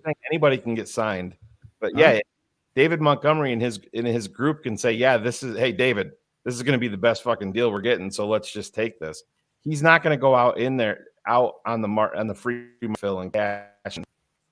You see, energetically, Adam. There it is. He keeps freezing. Keeps freezing. Now that his commentary is gone, we can actually talk truth about David Montgomery. Give him whatever you want. No. Yeah, I mean, it's not like you clear the books or you just like give him whatever he wants. You're going to give him an honest deal for what he's a homegrown talent. I'm quoting Ryan Poles, Adam. You don't let go of homegrown talent. That is Ryan Poles. So you come and you look at it realistically, you don't offend anybody. That's the point. You got to recognize what he's done without. You have nothing. You've done nothing for him except Justin Fields. Yeah, and pretty much. That's where you give him a little extra. And you say, I don't give a fuck what Mel Kiper or Stephen A. Smith or Shane or Cars say about the cap because it doesn't matter. You just make someone literally the dumbest fucking comment ever, bro. $165 million. Phil, your world, the cap doesn't fucking matter. It doesn't. Phil, it's okay. It doesn't. If it doesn't you nudge matter. up a little. How are you getting DeAndre Hopkins because they want to move off of his fucking salary? It matters every year, Phil. I'm saying you're in a situation. I never said anything negative about David Montgomery. I said that the way that the running back market is flooded. Nobody out there is going to say, holy shit, we need David Montgomery no matter what. Day one, we got to bring him in there. That's not going to happen for David. The market is going to dictate him coming back to Chicago at Chicago's number, is what I'm saying. That's not a negative. I know he's your guy, and you talk to him, and don't get offended by that. He's going to be in Chicago on Chicago's number, not on David Montgomery's number. It's business. What is Chicago's number then? That you know what it is. That's you're but speaking you're saying in like that they need terms of like you're probably what's the market, Phil? Like I know you talk every fucking day, every show. Like it's I'm saying you know the number. Yeah, it's probably. I would say if I don't know why you're getting so aggressive now. Because you're trying to fucking. You're saying no, it's your guy. It's like if I said something about Dieter, you'd get pissed. It is your fucking guy, Phil. Adam Rank and Ryan Poles 4 and years, Alex 32 Shapiro million would be the type of deal. Like a 4-year deal for 32 million. I think there's something to that about giving them a lot of the money up front. So if something happens and this, they need to get out of that contract at some point, because this is the biggest year. Like you said, you got to spend a lot of money to get to the salary minimum, to get to the floor.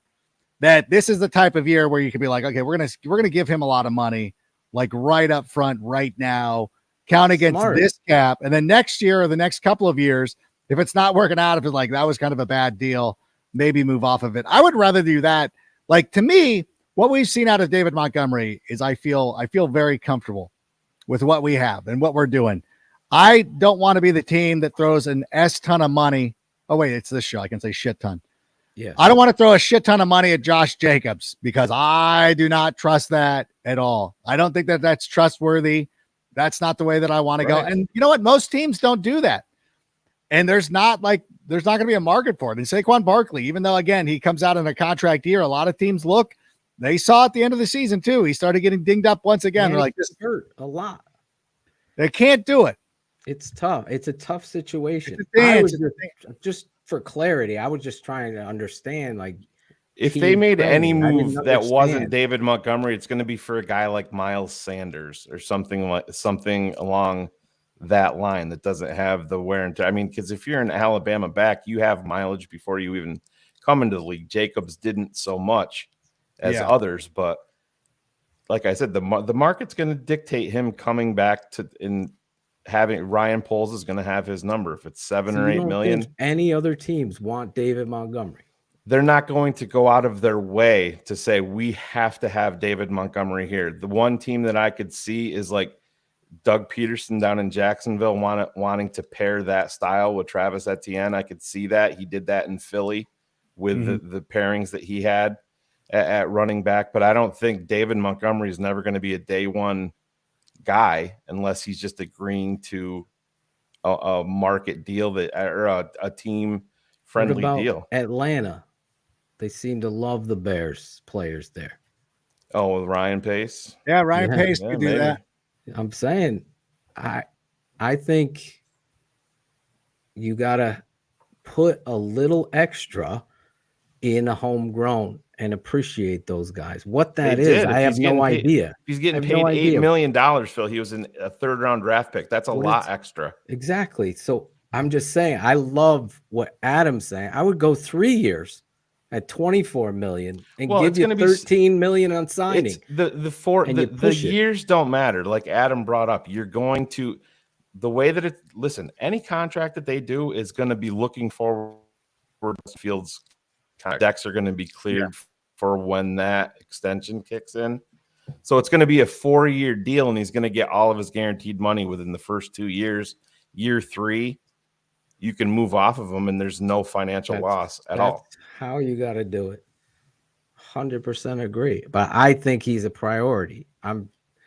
I just think that's how you keep it together. This culture you're trying to build, you just can't clean everybody out, especially someone that has been the identity of what you guys are. 100%. And Monty's gotten hurt because he's taken a pounding because you haven't addressed this offensive line that's 10th in the NFL according to PFF. And then the number 1 running team, even though Justin Fields is the one running. Those things are manipulative. The tape is telling me Monty does it despite anything, and he gives everything. And the GM said it himself. So I think you get a good picture there. Is there any other free agent on the Bears that is getting up? I don't know who it would be. I think that we're going to see so many new faces. It's going to be a total makeover. Yeah, 100%. And it's fair, because it comes down to, like you said, the offensive line and what they're going to be doing there. Like how many guys you think need to be of the starters, of the guys that you thought were the bedrock of the offensive line this season, like who's coming back. So I don't know. Like I think they have to have at least 3 new starters, similar to what the Bengals did this year, where they came in with 3 new starters. Whether that's through the draft or free agency, the defensive line needs a bunch of new guys as well. I think a lot of those guys are going to end up hitting the streets. Look at all the wide receivers they brought in on 1-year deals on an opportunity to prove it. But at the same time, that's another thing about this wide receiver group that I'm going to really appreciate over the next couple of months, looking forward to, because we've got Claypool and we've got Darnell Mooney, which I think is the start of a pretty good run. And I know that D-Hop has already been mentioned as a guy who needs to be moved. Mike Evans, anticipated, could end up. That's another one that they might want to get rid of the salary. What happens if Sean McVay ends up retiring and the Rams are like, we got to blow it up? Cooper Kupp's making a lot of money. Like there's guys that could be available. You bring one of those guys. Who would you rather have if you had to choose? Now, here we go.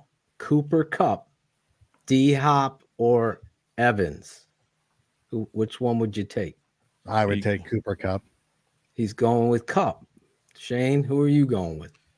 I think I would go with Cooper Kupp first.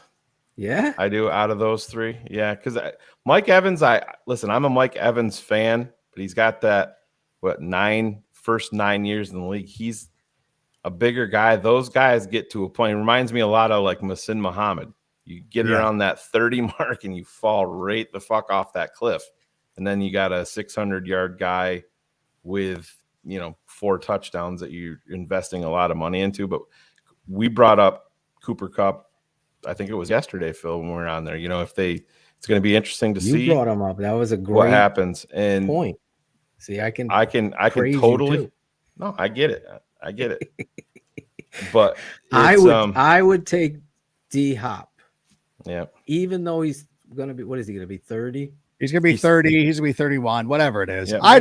I've never seen a more, and Cooper Kupp is a fluid route runner who is needed to have anticipation throws thrown real to quick. him. You have enough money that you can go get Kupp and D-Hop. But you would have to trade for sure. But these are also trade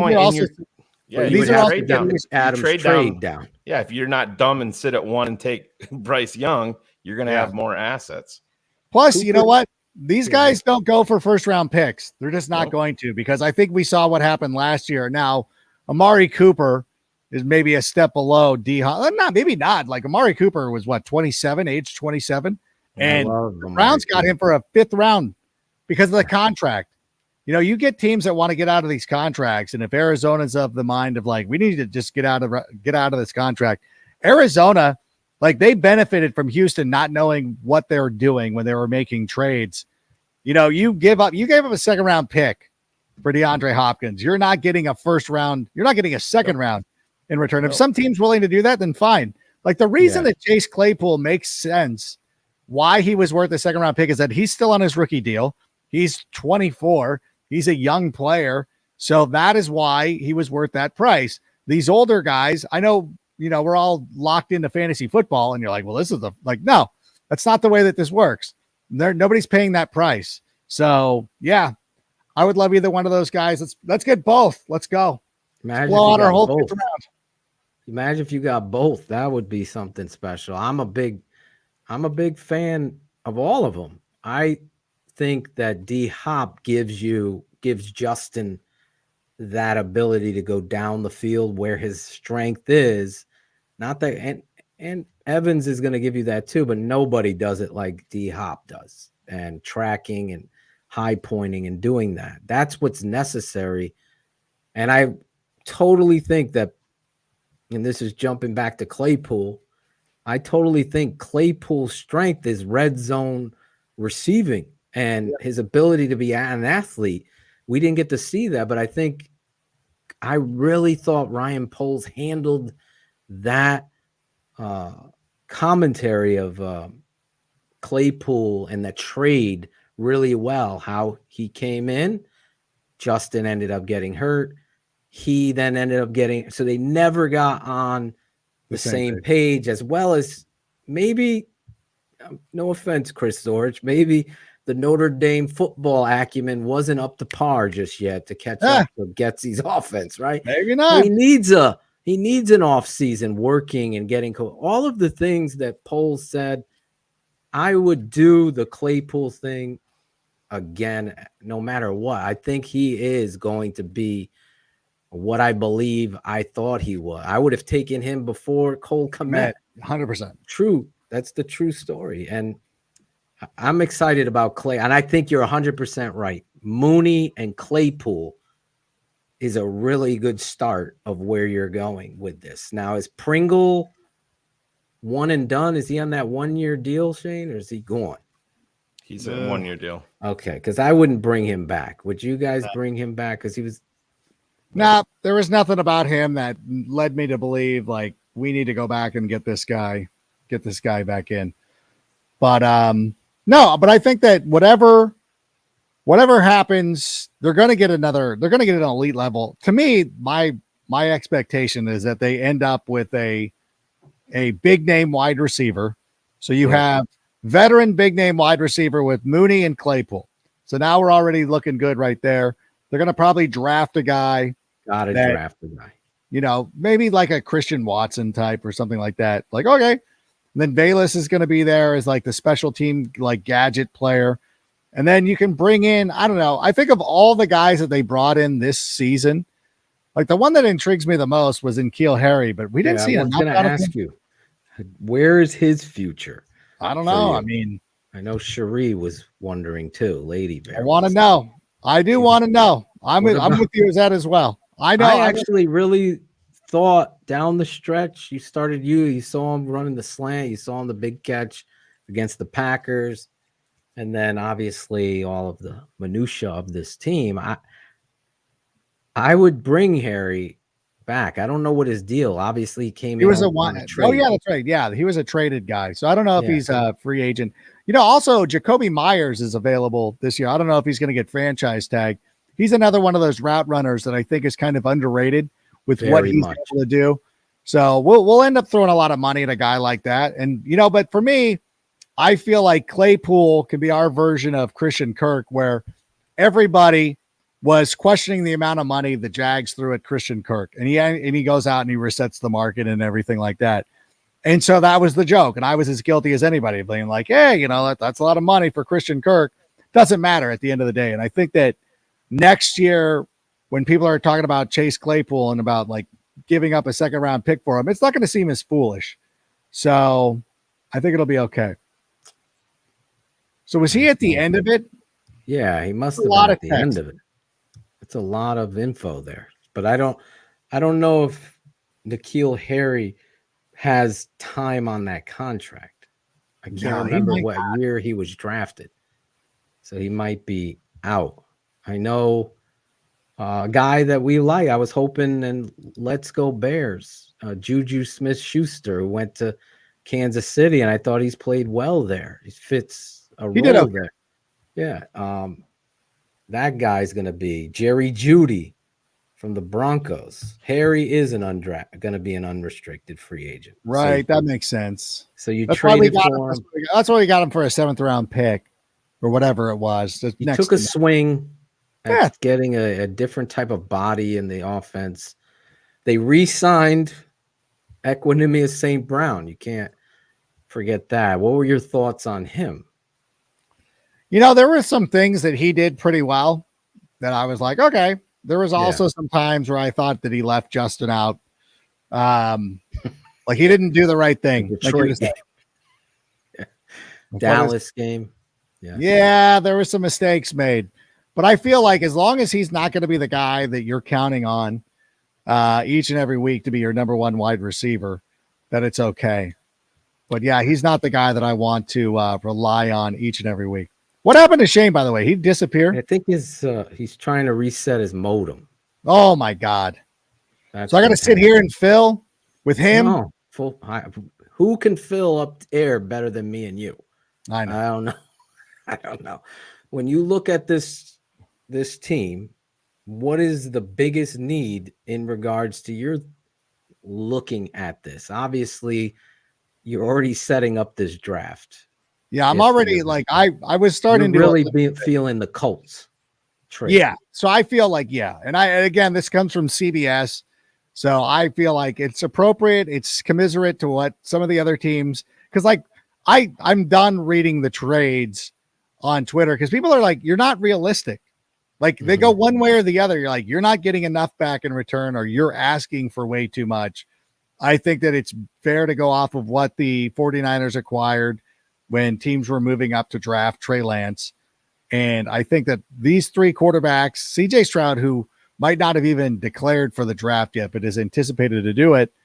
I know. And if he doesn't, then that makes Bryce Young even more valuable because, like, well, there's not a fallback option for you, Houston, if you want to sit there and, you can take the defensive guy again, but you've been waiting That's for a really good point, Adam. I didn't think of that in talking about it last night because Shane and Cars had said he hasn't even declared yet. I thought he had declared. So I'm coming from the place that there's two there, and then you could throw Levis from Kentucky in there being talked about as a high first round pick. I wouldn't, but they are talking about it. So, but if it goes down to just one, you're looking at multiple people needing quarterbacks calling up. So it puts you in that first place spot, having those offers coming everywhere. So it could be a simple Houston trade down. No, I mean, and that would be fine. And if you could still end up with Will Anderson, especially if you get 2 and 12 from Houston, then it's like, okay, then we'll do that. And, we still have another first rounder that we're going to use. And maybe the 12 pick is something that you turn and move down as well, especially if Levis ends up falling in the draft or something like that, or maybe Skoranek fall.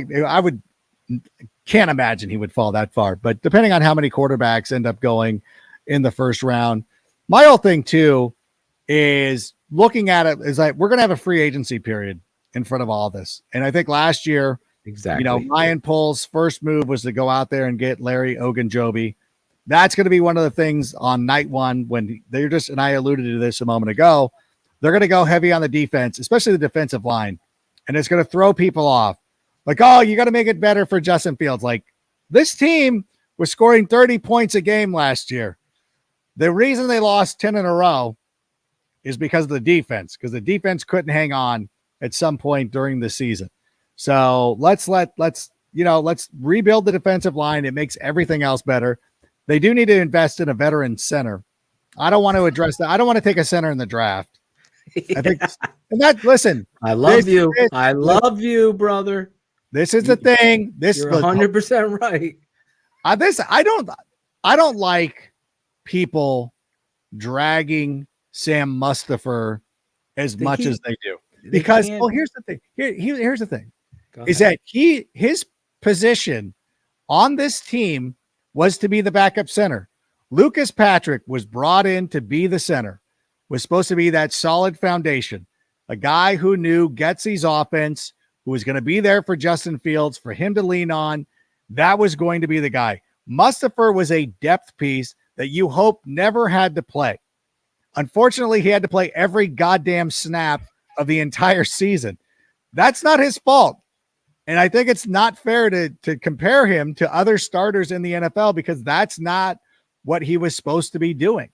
And so it's unfortunate. And I think that, and people can sit here and make excuses for him or be like, well, he's a good kid. And he's a talented person that can play a lot of different positions. But I think that we can come to the conclusion that he should probably not be playing center consistently in the NFL. And it's fine. I don't think that it's insulting. Like, if you told me that I need to grow hair on my head, like, it's fine. Like, I can't be insulted by that. You're just telling me the truth. I will probably not be the first baseman of the Angels this year. It doesn't mean that I'm not a good person. You are a That's- good person. It's that's- okay. I will drag Sam Mustafa.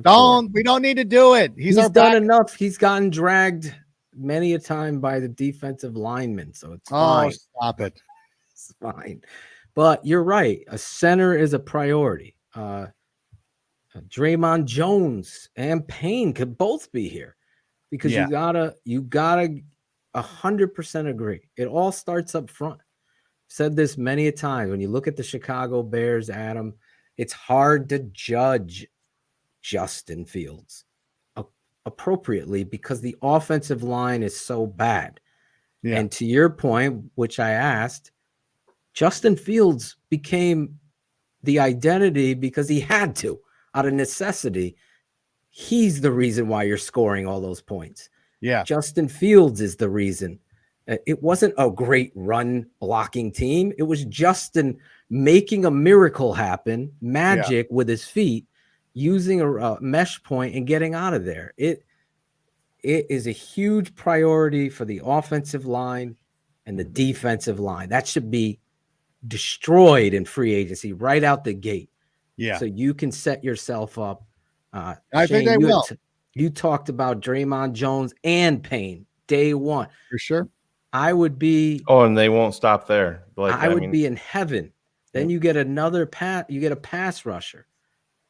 Then you get a center, an offensive tackle.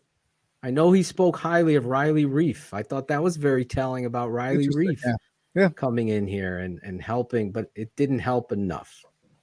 What are your thoughts on Tevin Jenkins coming back next year? You saw his interviews and everything. What are your thoughts there? Let me by the way, I'm gonna have to wrap this up because I gotta go. I'm already getting the light from the booth back here. I love Tevin J. I'm a big Tevin Jenkins guy. I know that Cars was talking about how he wants to still play tackle. I don't know. I mean, I loved what he did at guard. I don't think there's anything wrong. There's nothing wrong with being a guard in the NFL. It's a great position. And if they ended up getting, Skoranek or somebody like that to go on the other side of him, I think that's a pretty nice, that's a little nice tandem right there. I thought Braxton Jones was playing pretty well. I love his athleticism. I love the way they use him on sweeps. He just needs to go out there and hit the weight room. And that's, and it's what it's expected with a guy coming from Southern Utah. Like Larry Allen had the same situation coming from Sonoma State where he had to hit the weight room and those 49ers were teeing off on him in the 94 NFC Championship game. And I stupidly made this comparison or use this example on Twitter. And it was, "There's not Larry." Listen, I understand. Not everybody can be Larry Allen, but can he be an NFL starter? I think so. Don't act like it's never happened before. Don't be the guy who's like, "There's never been a team that's gone from the number one pick to the playoffs." You're like, bitch, it happened right now. It happened 4 minutes ago. Jacksonville just did it. And by the way, if you guys see me in a Jacksonville jersey this weekend, do not be pissed off. There's a history. Don't do it, K. Adams. Listen to me. Don't do it there. I can't tell you the backstory. Andrew Brandt. It's too long. It's too long. It's too long. And but it's meaningful to me.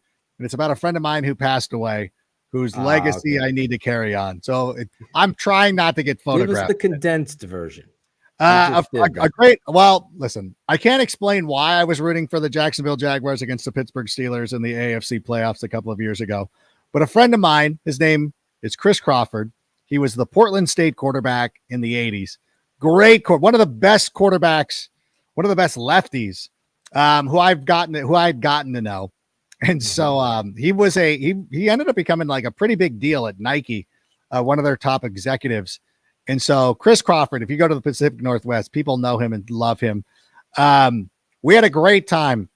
And I was really going after these Steeler fans so hard because I fucking hate the Steelers for no reason. And I was going at it. And so then after that weekend, he, like a couple of weeks later, I come home. He's an executive at Nike. He sent me every version of Blake Bortles' jersey to my house. And so he is so jealous. Yeah, right now. he was so the next year that we went up and we hung out in Las Vegas and we went up. And so we're sitting there and then I show up and I'm wearing one of the Bortles jerseys, and he just loved it. Because that morning we had breakfast, I wasn't wearing one. So he said, never mentioned that I got it or whatever, because he'd send me shoes and stuff. And so I wore it, and he loved it. He was so thrilled. And it was a running gag for us. And then I've talked about this on my podcast before. Unfortunately, he passed away from cancer a couple of years ago. So as an homage to him, it's usually the division. Oh, it'll be the divisional round anyways. The divisional round of the playoffs is usually when we would hang out. So I would always put on, I'd run around in one of those jerseys. Right, we're going to the day that he passed, he passed, it was a belated birthday party for me. And so then we get the news, and like everybody's already over at my house, and I cannot like kick people out, but I did go up and change and put on the Bortles jersey then.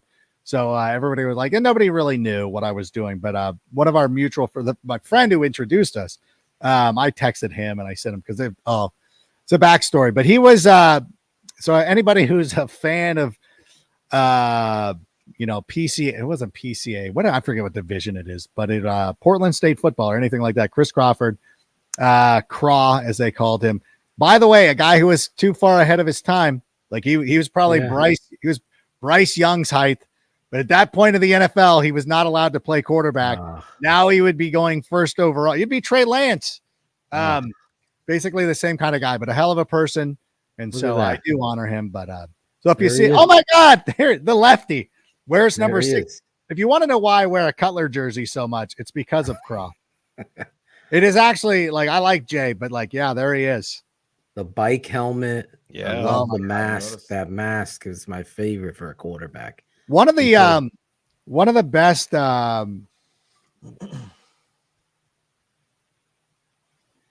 best decisions I ever made. The last year that I saw him, like days before he passed away, is I had a flight out to Vegas for Saturday morning, but I was like, nah, I'm gonna switch it to Friday night, and flew in that Friday night. And Chris, because I got in a little bit later, and Chris waited up because he wasn't feeling well. And so he waited up. We had a great night. And because I was there, I was able to go to breakfast with him on Saturday.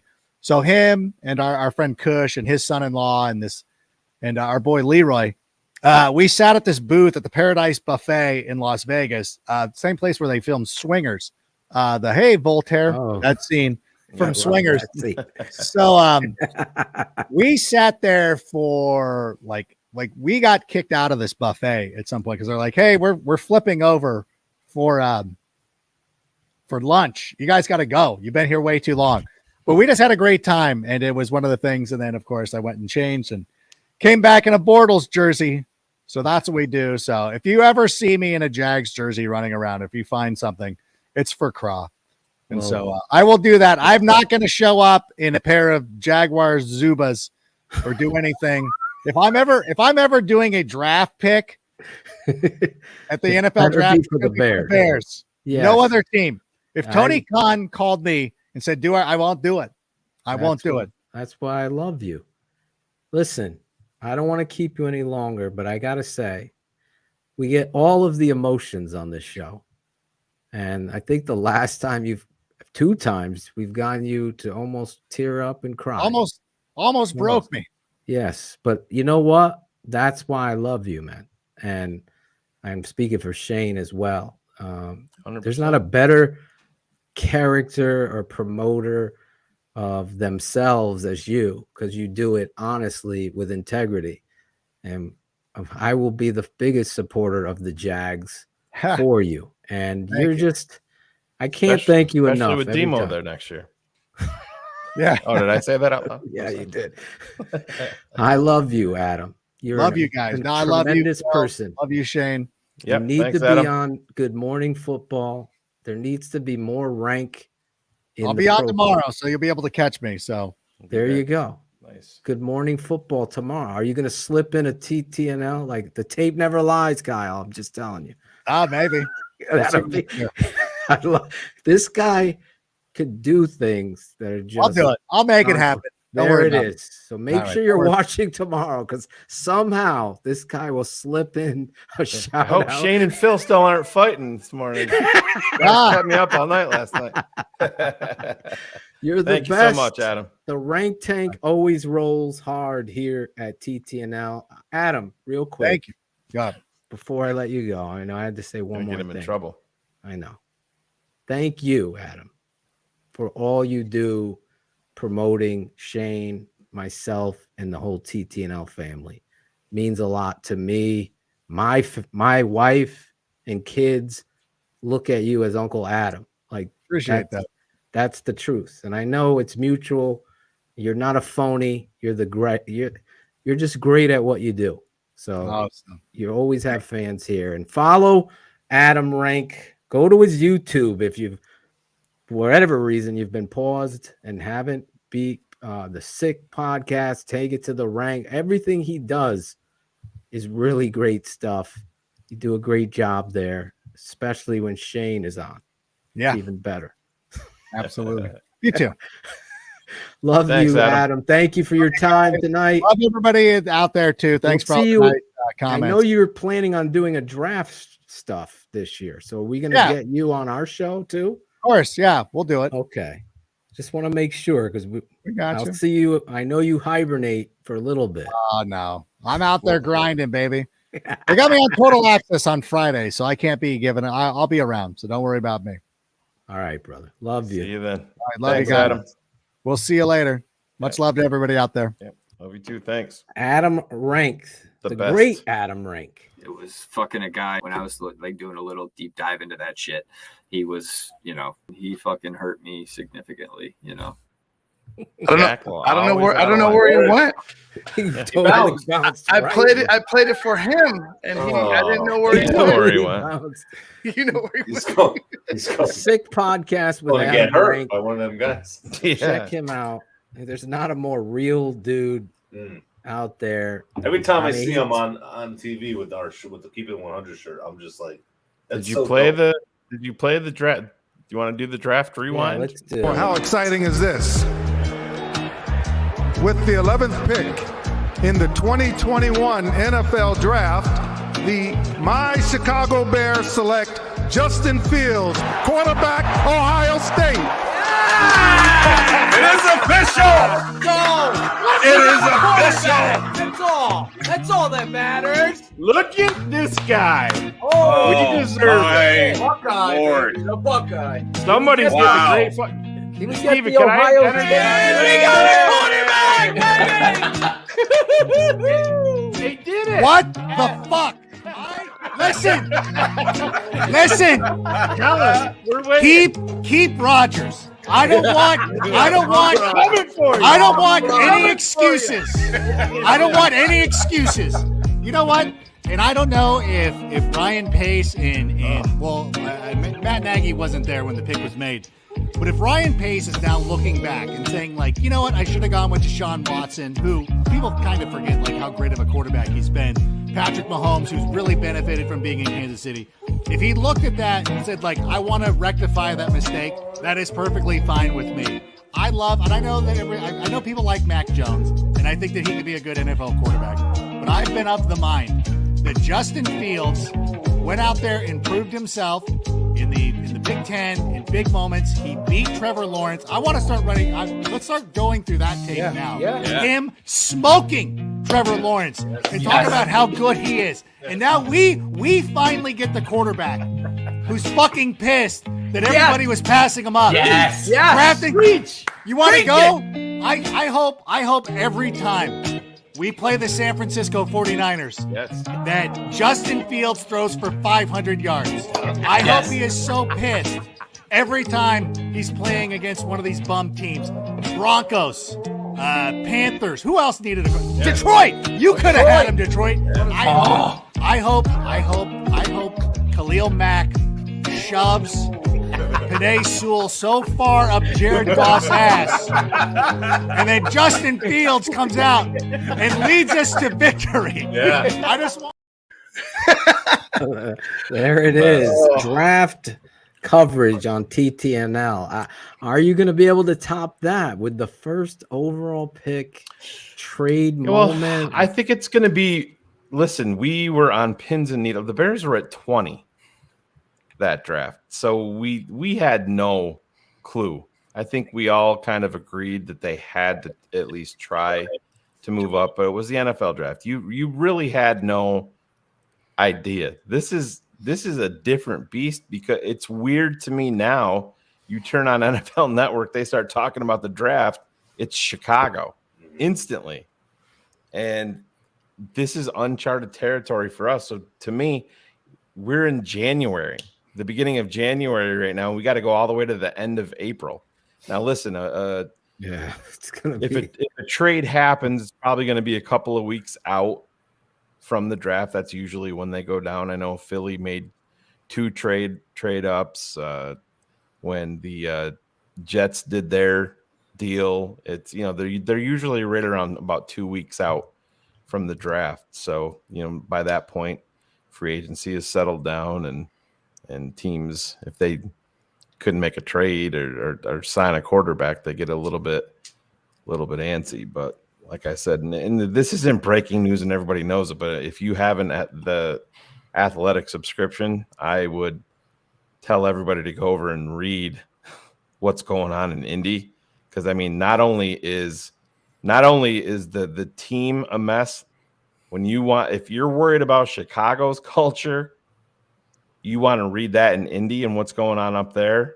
You talk about a toxic mess, and you got Jim Irsay essentially fully prepared to go rogue and get his guy. And I'm surprised Ballard has a job. I really did. Well, Phil, but they show it like with he wanted nothing to do with Jeff Saturday, and then they show pictures. They show pictures of the presser where Irsay's in the middle talking, Saturday's on one side, and Ballard's sitting there like this, stone faced. Fucking God! And it's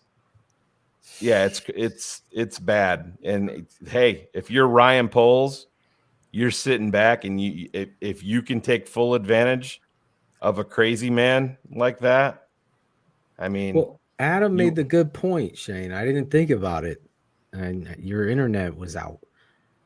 But if CJ Stroud doesn't commit to coming into the draft, declare. Yeah, I brought that up last night. Yeah, it's then good for the Bears. Yeah, I didn't think of it. I didn't hear you say that last night. Yeah, I brought it up. My bad. Yeah, you were shocked that he hadn't declared yet. He hasn't until That's probably why I didn't even hear it. But now, that puts Chicago and more. There's going to be some idiot team that's gonna sell it, like Carolina or whomever is going to look at Will Levis and say he's going to be, and that's going to be a massive mistake. But that puts Chicago in even more of a position of power with one less quarterback. Because listen, you could. And you got teams bidding against themselves now. You could. I got the Colts. Let's just say this. Let's just say Stroud declares tomorrow, and Ballard and all of his evaluations, and Irsay is obviously going to be involved. If they come away and say that CJ Stroud is their guy, that's not out of the realm of possibilities either. So it's going to be very interesting, but it's not just those two teams that you're going to be talking about. I think the owner saying, I got to check that out, because the owner's saying, I'm so fucking tired of the retreads at quarterback. You've already shown your hand, even though everyone knows. Yeah, you look at it. You even have a quote from Nick Foles saying that he's like, I was here because of Frank. Now Frank's gone. He's got a year left on his deal. Now they're saying that, which Foles, whatever, he can do what he wants, but now they're saying that Foles is very likely going to retire just because of that and walk away from the last year of his deal. And it's pretty toxic culture up there. I got to read that article, and it is important because of the effect it will have on the draft and what the Ryan Poles can manipulate out of the Colts in desperation. Keys guy brings this up, and I brought this up last night too, and that's the thing. Just from a financial standpoint, it's a mistake. Stroud is not going to be, unless Caleb Williams he would have gets hurt. He's probably not even going to be the number 2 quarterback next year.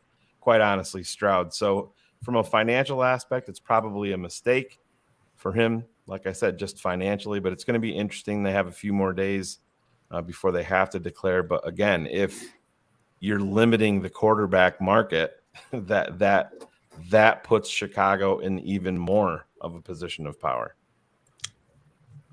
And then you have Houston, who has a problem all the time. It seems like there's a cultural, racial issue in Houston with their coaches, and how that shit is going down is completely shitty. And 1 year done. And Coach Lovie Smith, see, I wanted to ask Adam this, but we couldn't keep him on. But I get uncomfortable watching Greg Braggs go ballistic that we got the #1 pick. Yeah, I'm more with Ryan Poles in that whatever happens is going to happen. I don't cheer for losing. No, I don't. Crazy. And honestly, Phil, I don't think. Listen, when David Haw talked about this, and I think it's absurd when teams are cheering a historically awful season. Well, what else? What the fuck else do they have? You asshole. I mean, that was the only win we had in 10 right, weeks. It's fucking ridiculous. So you're gonna, oh yeah, thanks, David. Yeah, we're just gonna fuck the first pick. Let's drop back to fucking 7th and limit our chances even more of improving this team. And then David Hawes got to take the fucking shot of a so-called football town like Chicago. It's just all of the media's shit is so stale and so fucking old. And Dan McNeil coming out and saying, you got to draft Bryce Young #1 so you can put Justin Fields in the position of, I'm blanking on the Saints guy. Oh, Taysom Hill? In the Taysom Hill role. That's fucking crazy. It's nonsense. Stupid. It's nonsense. And Mike North is in that ilk also. But then you're going to go out of your way to defend Mitch Trubisky. They want to turn him into Tim Tebow, or what Tim Tebow should have been. Like, listen, all that is to create emotion and to get you to react to it, and then you slap the kid in the face. I'm not telling anybody how to fan. Just for clarity, I don't. It didn't make me uncomfortable. I mean, Ivan and I were, Jesus Christ, we were crossing streams and all that shit, man. And we were going crazy. I'm on the other side. Like, whatever happened. You weren't even into the studio. When Ivan and I were in here, when the touchdown happened, Ivan and I were losing our shit. That's when my mustache flew off. Yeah. Get stuck in Shane's butt cheek. What'd you say, Jack? Fucking guy. When I was like doing a little deep dive into that shit, he was, he fucking hurt me significantly, That internet connection looks eerily similar to yours with Ray today. Jesus Christ. It was Jackal's internet. That was choppy. But that's shout the thing. Out to Lovey though, because they told him, that you're getting fired, and he said, "You know what? Fuck you. Yes. I'm gonna go fucking win this game." He had those guys motivated. And listen, I have never hid, nor has Shane. I felt like it was time to move on from Lovey at that time. I don't have recency bias and shit like that. People can look back. Lovey, I believe, has been the head coach for 28 or 29 wins since 2012. He sat out the 2013 season, came back with Tampa. And listen, I understand he's the best of what we've had, semi recently, but at the same time, the defense was there, but they never got anything right on the other side of the ball. It was all right. We got Jay. That's enough. We'll bring Johnny Knox in the 5th round, and let's pull Orlando Pace. There was issues there too. Yeah, exactly. It's great that people. We just don't do that here. I respect Lovey. I'll say he has been the best coach the Bears have had since Ditka, but that's really where it ends there. But what he did do is earn my respect, because if your shitty owner is going to say that shit to you and did it before and you came there. Did you see the Yes. Texans owner walk down on the field? You could Oh my God, I see the loved it. angst on his face, and it was fantastic. When you and Ivan were cheering, my Yeah. stream was behind, and I'm seeing the owner walking with his grandkid Cal or McNair. whoever that was, and I'm like, look at this motherfucker. why he He got is so fired that pissed right now. I'm like, So come talking on. about Lovey, I keep hearing, seeing so many people say that he should be the D coordinator. What are you guys' thoughts on bringing him back in that? I think he's better as a defensive coordinator. Yeah. He would be an upgrade to Allen Williams in my mind. Yes. Yeah, and I don't think that Lovey would even want that. I mean, maybe he would. He was here as I think he was here as the head coach. I don't know. I don't see it happening. Did it's gonna he be really interesting. say that quote? No, that was a bullshit. Oh, that was a quote. Yeah. bullshit quote. Yeah, I it was from that. Bob Maneri. You know, That's he's where gonna those glasses need come a back. rocket up his ass to catch that one, folks. You know that Bob dude when he Maneri or whatever. So I thought he did a good job with what he had down in Houston. Sure. You know, they were a motivated team. They were competitive. Like they were able to take a They couple were what teams we're that they dealing shouldn't with. have been with. Yeah, it was similar to that. But I thought he did a okay job with what he had. Did he make mistakes? Of course, we know Lovey's mistakes, his flaws. But to be fired right away, I didn't think he deserved that. But well, it's the same with David Culley. David Culley should have never been fired after 1 year under the circumstances in Houston. But They wanted Josh McCown, right? Well, yeah, and then They did. everything happened with Flores. Yeah, Brian situation. Flores. And, That's where the race stuff came into play. if you notice, whenever they're talking about Houston now, they're talking about Jonathan Gannon and a couple other guys like that. Nobody's saying shit about Josh McCown right now, but I would coaching quarterbacks at Bates or something right now. I was reading. Yeah, I'm interested in Josh McCown. I would. Oh no, I get it, but under the environment, that situation, that everything, it would have wrong. Yeah, absolutely. Let me say this: I would totally love Brian Flores as the defensive coordinator here. Oh. Never gonna happen, but oh my God, he's in Pittsburgh. Yeah. He's not a coordinator, so it would be like a jump up. yeah, he's a linebacker coach. So that dude, his defensive philosophy is. You can talk about it, Phil. And I mean, we don't need to go down the road too much because we know your thoughts on it overall. But we talked about it last night with the East-West Shrine game. Is really the spotlight is shifting from the Senior Bowl more so now to the East-West Shrine game. They've made the move to Vegas. They're the ones that are going to be pulling the entire coaching staffs to be coaching up the rosters. And today it was announced by Adam Schefter that the NFL picks the coaching staffs. They picked Atlanta and New England. And, Atlanta fired I believe they fired their DC. So, but I mean, does this point? He retired, I think. Or yeah, that's right. That's what Don it was. Pease So they have Dean Pease. Yeah. So that would be different there. But does this point to, does the NFL go to Chicago and say, hey, here's this opportunity? And Chicago says, well, hey, we're going to be in the middle of making some changes to our staff, right in the middle of doing all of this. To me, I wouldn't count that out. I don't think there's going to be any type of wholesale changes. But, you see what's going on in L.A.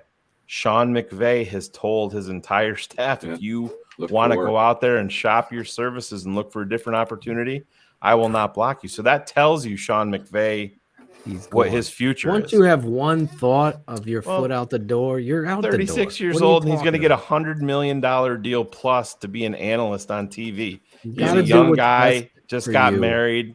All of that stuff. He's got to do what's best for him, and he's going to be able to take a year off too. May not even jump right into the booth. Exactly. It's the John Gruden plan. They talked about it with all the way back when John Madden left. He was young. They molded it, but he's going to be able to come back, and he's going to.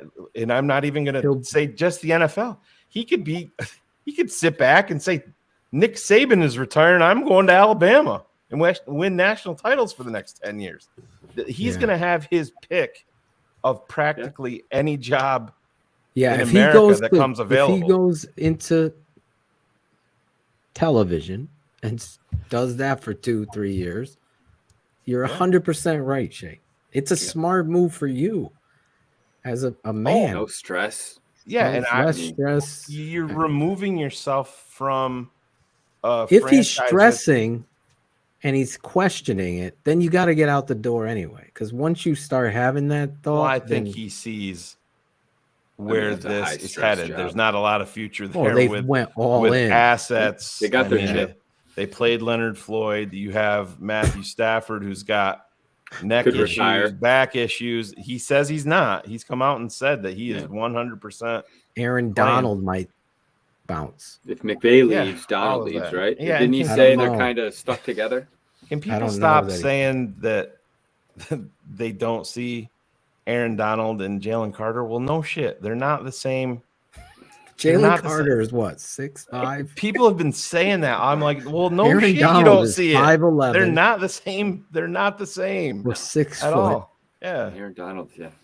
and he's And I'm not chiseled. praising. I'm not all the praising shit. Jalen Carter to say that too. Yeah, he's got plenty of questions on tape that he needs to answer, and things away from the tape that he We're needs gonna to watch answer. the tape, Shane. Yeah, and we're gonna break it all down for you guys. I can't wait for it, man. This is gonna be so much fun. It's going to be the best off-season coverage of the free agency and the draft. Draft Mob is going to be must-see TV with Marsaw, Atoshin, and Bears my nerd. guy Bears Nerd.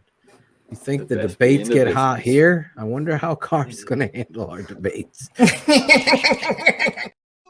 Not like that. It's going to be fiery discussions, but using the tape to show you the truth and find out these things. And then obviously every free agent that the Bears sign, you are going to be breaking those tapes down. And Eric Kramer has already told me he's going to be joining us, breaking down the draft.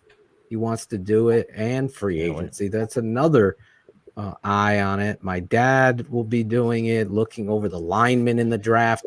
The center from Ohio State, We'll bring in Zorich has already to talk told me about the defensive lineman. he's Yeah. already in on looking at these defensive tackles and DNs, wants to be on that show. So you want to get over to the tapeneverlies.com. Jackal and Claudio and Ivan, the hosts of Keepin' It Fantasy. I was talking to Jackal today. They've named a fantasy winner. Who was this winner? Kevin Winston. Kevin Winston. High velocity. Took it down. Good job. Kevin Winston's winning. Next year, Shane and I are going to play. Adam I told me I won my league this year. Adam's in. Ivan and I were talking about it yesterday. We'll get to that later. You know, We're going to get some guys, some TTNL fan favorite guests to play in the league. So I think every winner of this league should then move up to the TTNL league. Could do that. Could do that. Should we break the news on the Madden League, Phil, that we were throwing about?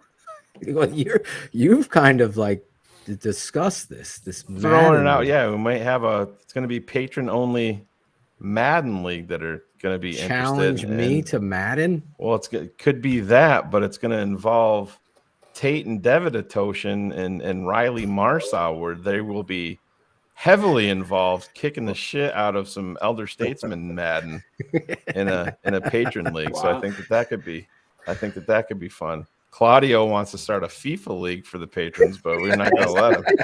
Oh, please. Come on. Keeping it World Cup. Keeping it World Cup.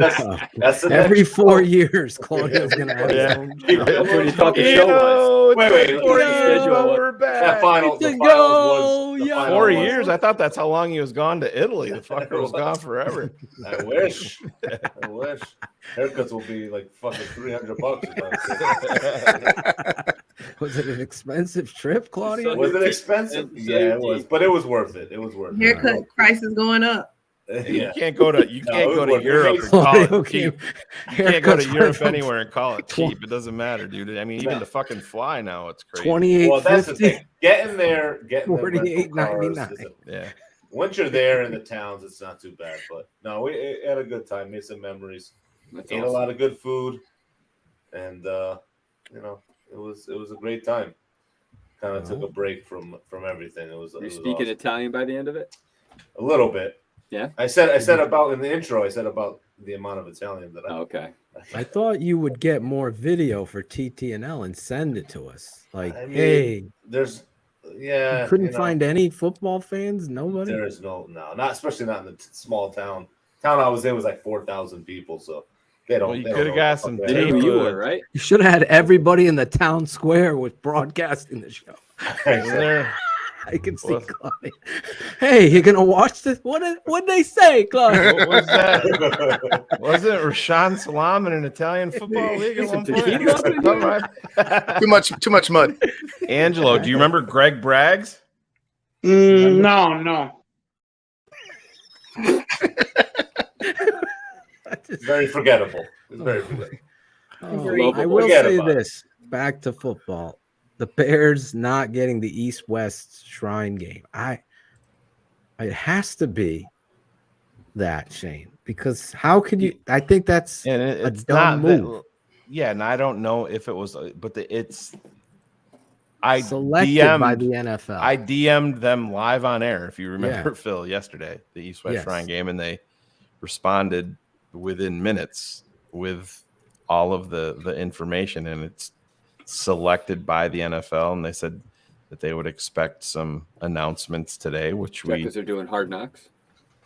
What's that? Well, that's what Adam thinks they're going on Hard Knocks. Oh my God, I can't. It's way overdue. That's got to be a given, right? It's way overdue. I think it would be Chicago, and I think Cars brought up too, depending on what happens with the Commanders, you know, with a sale and all of the chaos that would surround that. I think that would probably be the other contender, but I think that there's so much. There's no quarterback. There's no quarterback cachet.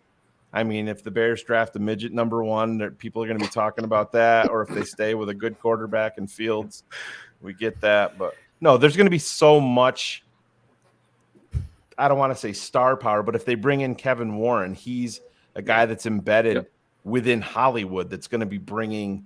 You know, it's going to put Chicago Bears, and they're finally taking that leap from the mom and pop shop. Yeah, there's no way to avoid it because you have the first round.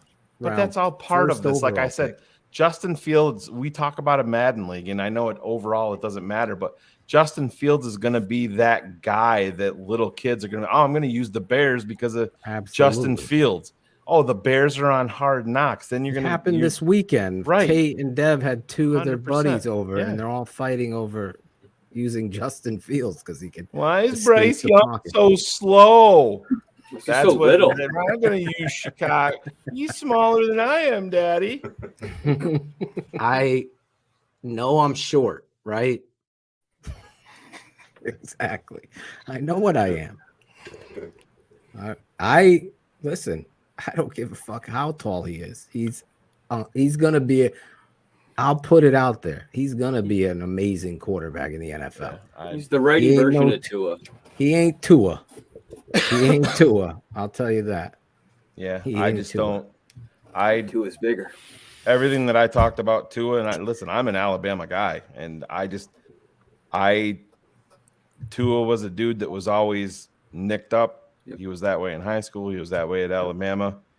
And I happen to think it's not just height, it's size is a major factor. And I happen to think that Justin Fields, I'm higher on Justin Fields than I am Bryce Young. So that's where it ends for me. And like I said, it's what makes football great. It's going to be proven on the field. I've watched Bryce Young to Phil's point. You watch him and he's unfazed a lot of times when things are getting dirty in the pocket, and he just stands there and he's not flinching. As crazy as this sounds, you go back to 2003, and if you watch Rex Grossman early, Rex Grossman had a little bit of that in the pocket where he didn't flinch a lot until he got hurt. Then that all switched for Rex because Rex obviously was never fleet of foot, and that's the difference. Bryce has enough to move, but with him, usually when you have a guy that's that small, They're wildly athletic, like a Kyler Murray, who's even thicker than Bryce is. He's not that. Well, Breeze, how tall was Breeze? He was 5'10", right? At 6 foot. 6 foot 213. Program, so right? that's about 30. That'll be about 30 pounds heavier than. But he could bulk up. I mean, you know, he Yeah, he definitely can bulk up. Drew Brees was 6'2", Listen. 209. The Yeah. Bryce story is gonna be. We forewarned fans. I really like Justin Fields. I just Bryce think it's Young's very 5'4". important that this GM does his due diligence at the position, because you don't get to be the number one pick, or you shouldn't want to be. But I think he knows that, Phil. I think he knows that. I don't think the fans know that. I'm saying I get that he or even said it. Yeah, well, he's got to blow me away. But Phil, that's the thing. I mean, posturing. Fans is short for fanatic. We all know that. There's going to be. I think a lot of these fans. There's going to be fans out there. You know, we always talk about it. So let me say this. But there's going to be fans out there if the Bears drafted Will Levis at number 1, which I would rip my fucking TV off my wall and want to be done live on air. But if that happened, there's a contingency of fans out there that would be like, all right. And then they would start talking themselves into Will Levis. That's just who they are. And that's fine. I'm never going to tell anybody. Draft. Oh, yeah. But these Phil, guys have to understand. There's also people that think that Mike Tannenbaum says is he's on TV. He worked in the NFL. That's what I'm saying. So that's bullshit. He ruined 2 franchises with his quarterback decisions. Why not ruin a third that you have no connection to? Mike Tannenbaum. Who was his quarterback that he drafted? Sanchez. Mark Sanchez. Yeah, dude, what a fucking And then he got to Miami and they traded for numbnuts. For Tannehill? Tannehill?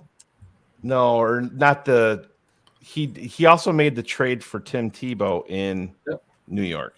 That was the other one I was thinking of. He's awesome. He's a fucking dude we should be taking football fucking shit from. Fucking stick to TV, dude. Come on. I'm excited to see how they assess and address all of this stuff. And I think that's what Bryce is listed at that at Alabama's. He needs to take the measurements. 5'9". He can't, and he's got to throw. I will also say this one last point. Bryce Young, you don't have to question the guy's integrity and toughness. And he has those innate intangibles, like Shane said. I've seen it, and I've only seen about 4 other quarterbacks that have that, just watching their college tape, where I could say, this guy ain't ever out of a game. Jake Plummer, I always talk about him, had that intangible. Like, he just was in a game. Always in it. He could always just stare down, make plays, throws in the biggest moments. Bryce Young has that.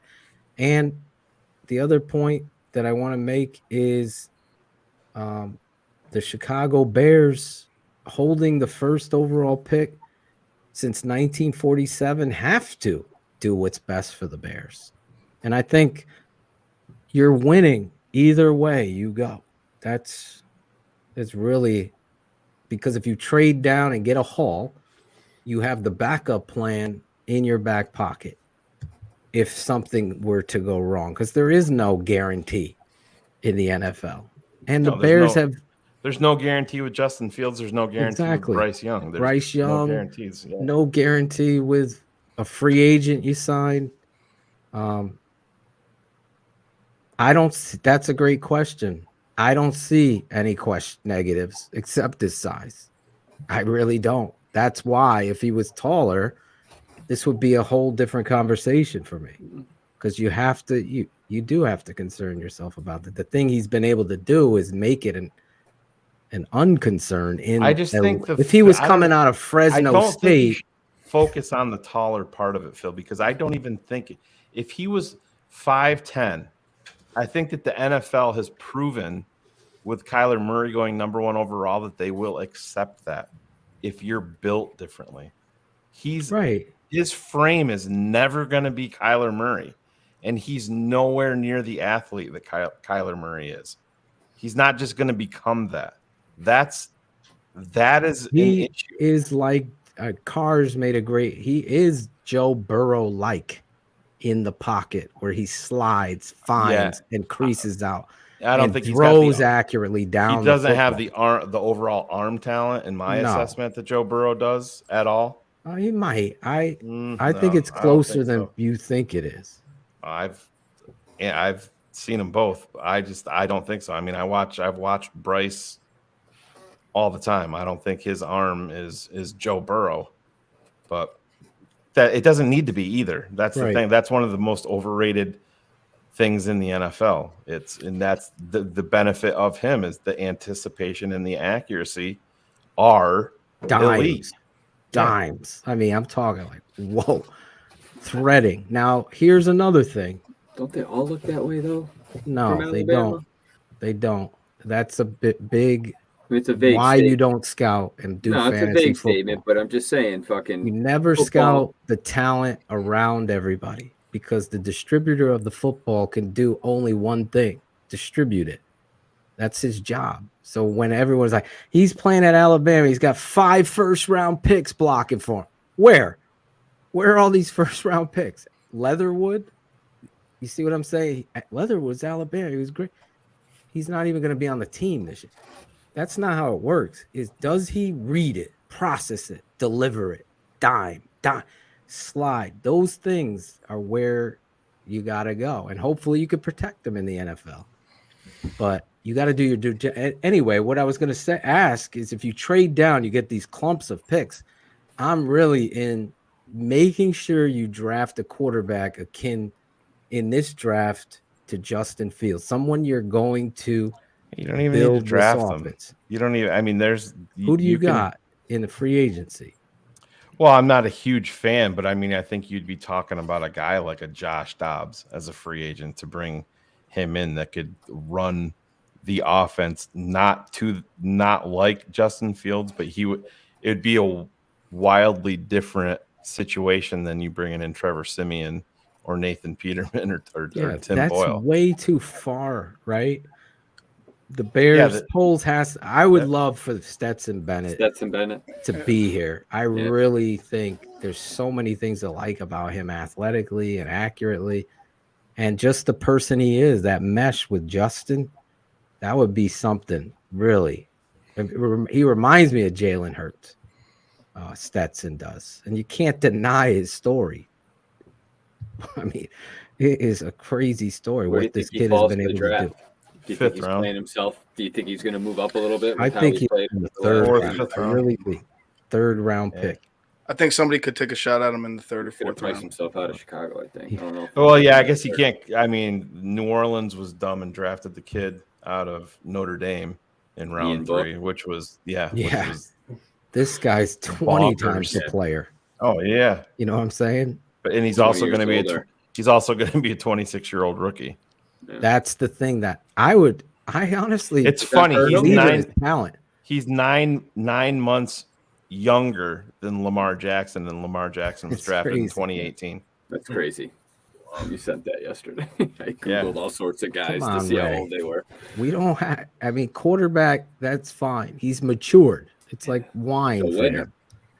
Yeah. He's had to take a different journey. We can't punish him for his age. No, nobody's calling him the Bennett's not. He's but if you make a trade with Indy and you get like their second, third, yeah, I would totally take extra picks, right? Gotta swing at a quarterback. Okay. Got him. Not there. No, but you could parlay some of those. I would take an extra pick and pick them in the third round. Yeah. For me, I feel we have more needs. I think if you found him at 5 or 6, then I would say okay, that's fine with me. Maybe not 5, 6. If it's at 6, I'll be like, all right, that's fine. I'm not going down the Nathan Peterman, these guys that I want a developmental athlete, young kid in there. Because Justin, that's where you're gonna find. If he's running and getting hurt. Some asshole's going to draft Anthony Richardson in the first round and regret it. Oh my God! He's going in the first. I can't believe he's going. He's going in the first round. Nobody wants the most to believe raw. It. Yeah, raw. Well, Phil, you remember if you go back to the beginning of the college season, it was. I mean, the Heisman race is over. It's Anthony. I believe in the first game he went Oh out my and threw God, I 2 remember, picks yeah. real early. Never heard about him again.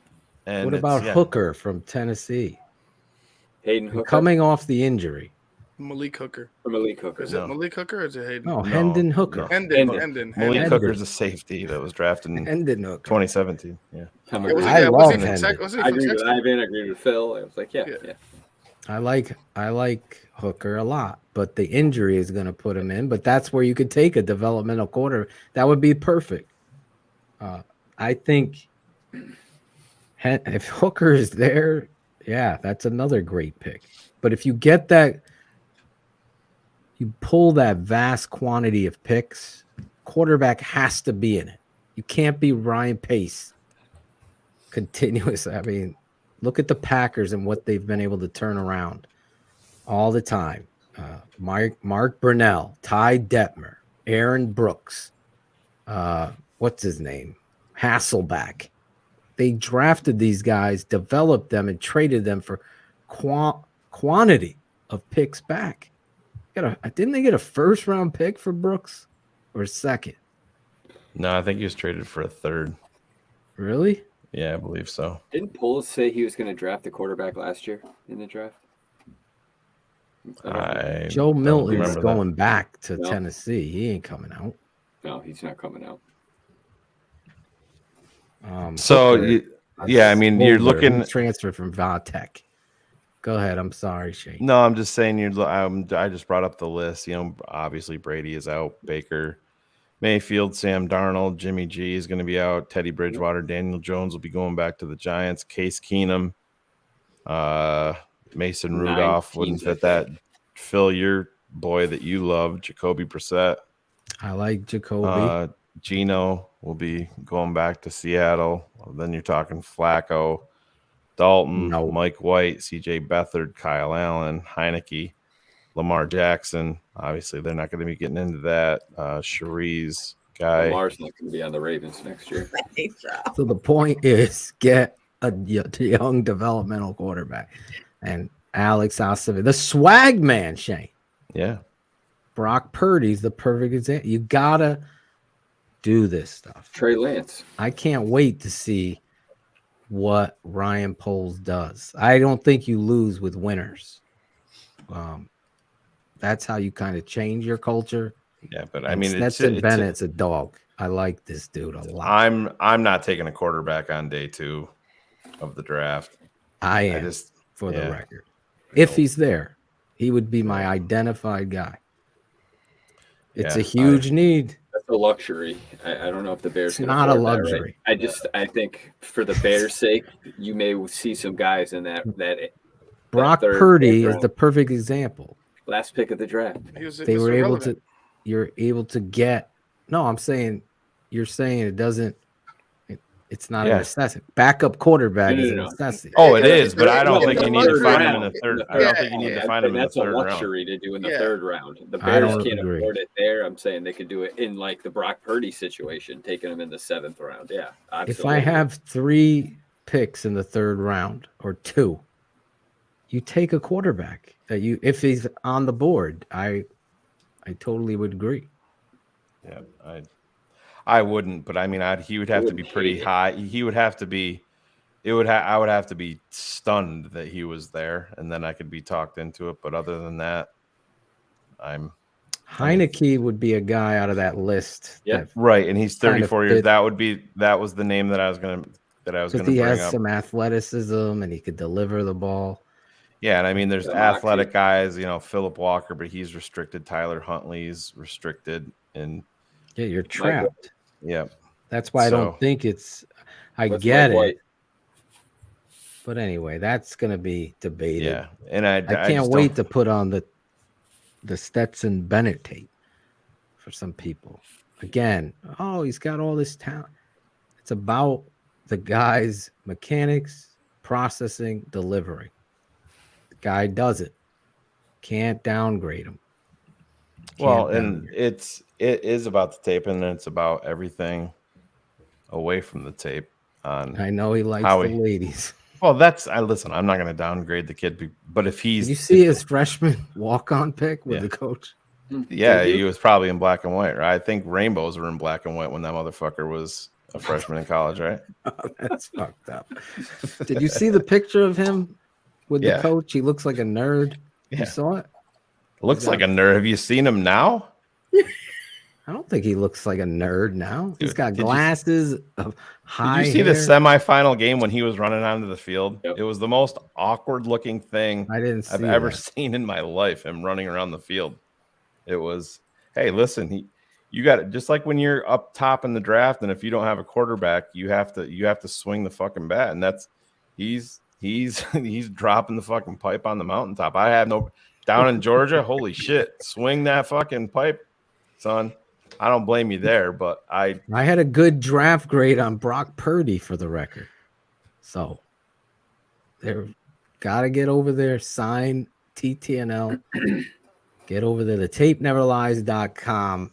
Yeah, we'll announce the draft. Don't worry, Jackal does not break down college tape. So you're I mean, gee, imagine if somebody's saying every quarterback in the last 10 years from Alabama has been pretty good. I mean, they've only been, That's not true though. Well, I'm ever looking see at the list. you ever see Jacob Coker? He won a national title, but he was fucking awful. Jay Coker, John Parker Wilson, Blake Sims, Greg McElroy, some bums there, but the other dudes on that list are pretty fucking, they didn't amount to much in the NFL. Yeah.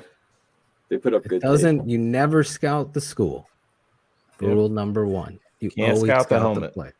Yeah. That's why New Mexico State, we can't go there for a linebacker. Don't you remember all the hate when they drafted Justin? Oh, you drafted an Ohio State quarterback? Yeah. That's funny. Same thing they did with Ohio State. Alabama. Yeah. So let's go out and get Bryce Young. Yep. Hey, you got to do what you have to do for this tape. I love the center class here, so that's a good thing. I love the kid from Ohio State. I love the kid from Michigan. He declared while we were on air last night. That's a big get there for that center position. But we'll be breaking down that stuff. Can't wait to do it. We did break down the press conference yesterday. Shane, myself, and everybody's favorite Cars talking about Ryan Poles and Coach Eberflus is 2 questions he got. But yeah, it was a good showcase. I was be about 2 weeks out, 2 or 3 weeks out. Diabetic coochie. That's what you think? Yeah. Yeah. Now you said something that a little teaser. You said, because I was like, you're gonna get Payne, Draymond Jones, and they ain't gonna be done there. You said. So you're talking Tremaine Edwards at Mike linebacker? Edmonds or at Will? I think he would fit the profile to what Flus wants at Will. Yeah, Cars and I talked about that. And he's 24 years old. He's gonna bring the length. Weren't they talking about him being drafted? I mean, during that Roquan draft, weren't they talking about maybe the Bears Shane got taking crucified him as well? for loving him. Yeah. I had him and Roquan. I had him better than Roquan. I had Roquan 3rd overall, not as a mock draft, but in my rankings. Actually, I still have those. Can we get Davenport? Nah, I'm not interested in that. I love that dude. Yeah. He's much better than Muhammad. Oh, I would agree there, but I think he's gonna get paid a shit ton of money with never having a double-digit sack season, and I think that Cars brought up like a guy like that's bounced around, but brought up a guy that you could have for a couple of years, like an Ngakoue, to provide you, because the Bears are going to bring in guys like that because they have to spend money, and that's the thing. And there's going to be another, you go out and you trade for, let's just say you trade for D-Hop. We talked about this last night too. You trade for D-Hop, I would still throw a 1 or a 2 year flyer at McCole Hardman, because you're upgrading the entire depth at wide receiver. Then you're talking about D-Hop with Claypool, with Mooney, with McCole Hardman, and with Velus Jones. Then you're going from pedestrian to guys that are explosive that can make some plays. But then listen, it's got to. The Bears are going to come out. A lot of this is going to be dictated. Deron Payne made some comments tonight. Listen, I just want to win. Everybody's going to say that he wants to be paid. It's going to be interesting to see what Washington does there because they've invested heavily in the draft on the defensive line. So they have guys that they're going to have to pay. Mm-hmm.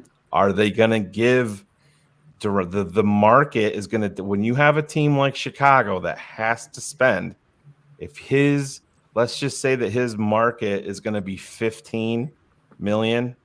Well, if you're Ryan Poles, you may push that to 18 or 19 million to get your guy and just pay it all in the first 2 years and tell everybody else, fuck you. Yep. And then you add him to it. And then you still go out and get a Draymond Jones. And you still go out and put money into a Tremaine Edmonds for your linebacker core. But there's a lot of avenues. I think that they're going to come out. I think Adam Rank mentioned it. A lot of people are going to be pissed off.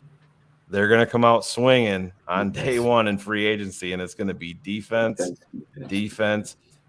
And one of the biggest, I think, and Cars and I have talked about this. They're going to spend a lot of money, and I think that they're going to go tight end shopping. You're talking, if Dalton Schultz hits the market, you got Mike Gesicki out there. Evan Ingram is the Ingram would be the huge. You bring those guys into this offense, and what people fall into fans fall into the trap to think, oh, playmaker means wide receiver. Doesn't just mean wide receiver. Tight ends are a big part of that. You bring in a guy like an Evan Ingram or a Dalton Schultz or even a Mike Gesicki. You bring him into this offense. That makes everything that Cole Kmet does, that makes him a better player. It takes things off of his plate. And then you have Gesicki or Ingram or Schultz stretching the seam. The intermediate routes are now going to open up even more for Cole Kmet and for Justin Fields to see him. They're going to be spending. Jacoby Myers. Another name. Yep. Ryan. That's a Ryan Cox Marvin favorite. Jones is one of my favorite, but he's 32 years old. Yep. But he's just one of my favorite all-time players. He's done a world of wonders for this dude down in Jacksonville. I don't think the Bears would. I'm just looking at the free agent list. Juju Smith-Schuster. Would you want a guy like T. Higgins, try to trade him away and sign him? Well, but he's going to cost you draft capital. So he's going to cut. Well, and this is part of a trade down. We should have drafted him that year, like we said. But he's a guy. As soon as you trade for him, it's not going to be like Claypool. You're going to give up assets for him, and he's coming day one with an extension. Yeah, with a massive contract. Like Tyreek Hill, where the Dolphins were not saying the same talent, but they traded for him and he got the big deal right away. Yeah, I mean, and who knows, what's well, that's the other name in there. I forgot Higgins, Evans, D Hop. Oh, listen, and don't count out Devontae Adams. Yeah, I just think listen if they might need a quarterback. I mean, Carr might be gone. They could be moving up for a quarterback. But where that falls apart for me, if you're going to move up for a quarterback and then you're going to move his best option. Well, that would be the asset they had.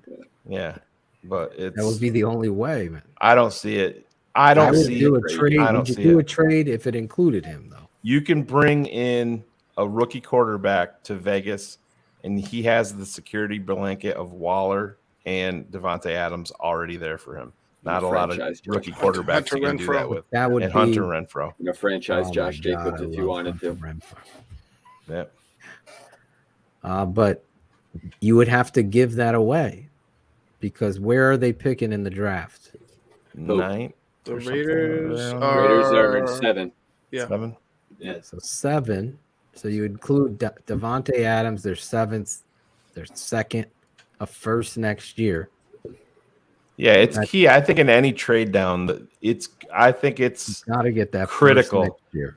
So Somebody had out there today, I don't know if it was Lemming that talked about it. No team has ever traded down from the number 1 overall Renfro pick got an extension there, Alex. and also gotten a first rounder in the same.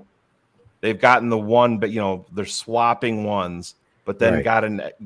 So it never has it happened where they've won. Yeah, he had something out there like if the Bears traded down with Houston, where Houston would give you 2 and 12. It's never been done in NFL history that they've done that from the number 1 spot. It's been for a swap, second and third, and then future assets. I can't see. They would have to be head over heels in love with Bryce Young, sold on that he's a I mean, if you're giving up 2 and 12 to go up 1 spot. Stroud doesn't come into this draft. They have to. Yeah. They have to. This is how Lovey fucked these guys. Good. I love it. Because you have to get a quarterback there. So now you got him by the balls. And give me your second and 12. There you go.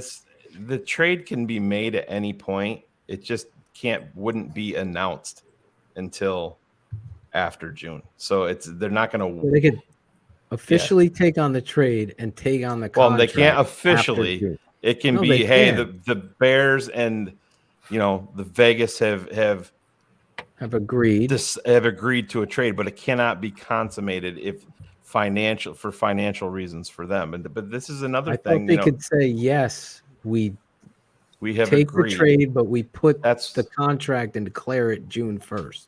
Well, it could be consummated officially after June, is what he's talking about for cap ramifications. But that's the. They don't even give a fuck how much cap they have, right? They actually would eat that. They would, yeah. The bonus money and everything would go to Vegas. They would have to take that. Yeah. So if they've pushed money, like if you have a 10-year deal and it's or a 5-year deal and it's $50 million guaranteed, and you've split it up evenly over those 5 years, all of that accelerates. So if let's just say like Roquan got $60 million, that $60 million, Baltimore loses that immediately. That gets held in escrow. Yep. As soon as he signs that, it's gone. Baltimore has to pay that out. It sits in escrow for that's the way that the guaranteed dollars work.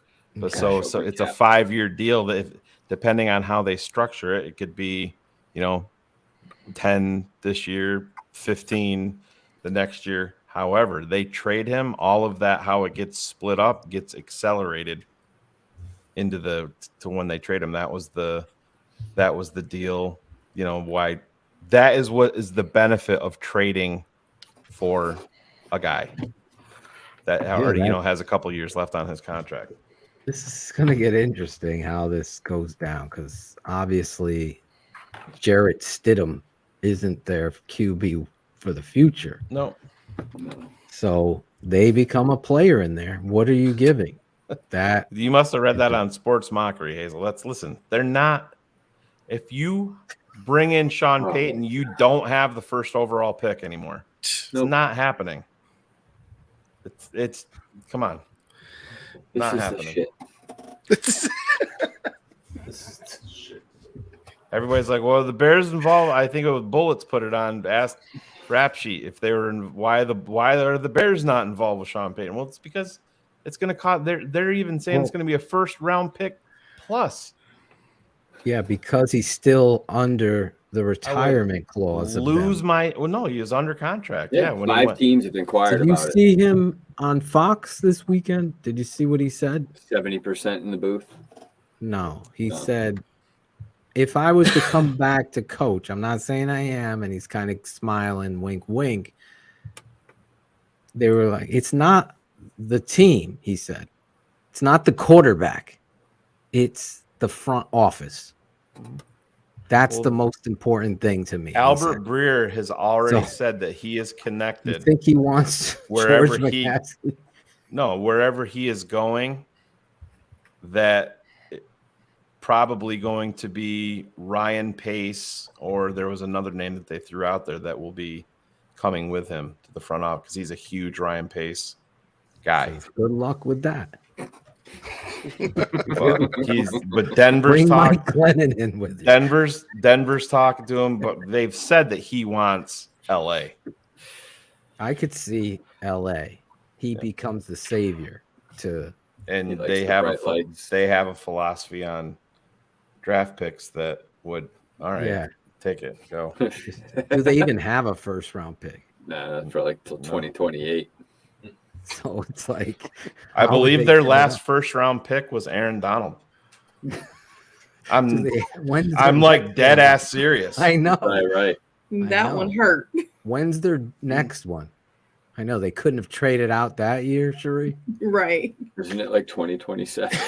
Yeah, it's crazy. They would like. Can they write a check? We owe you you a the Super first Bowl, round pick. and Les Snead gets up there and says, "Fuck them picks." Yep. I mean, he said that. He literally said that verbatim. But I mean, hey, they won the Super Bowl. Yeah, I got a ring. The next one we had was in Exactly. '85. Let's not make fun of a team who just won. Oh no, I'm not making no. fun of them, but look at the position that they're in now. You can't win if you don't play. A year out. Let's take some. I would give everything. I was gonna for say, it to win a just Super to Bowl, get a would you Super do that? Bowl. I understand it, but I'm just saying they weren't expecting to be here right now where they are. I mean, they gave up their pick, and look at Detroit is benefiting. They have the 6th pick in the draft because of the Rams. Does Detroit move off Jared Goff?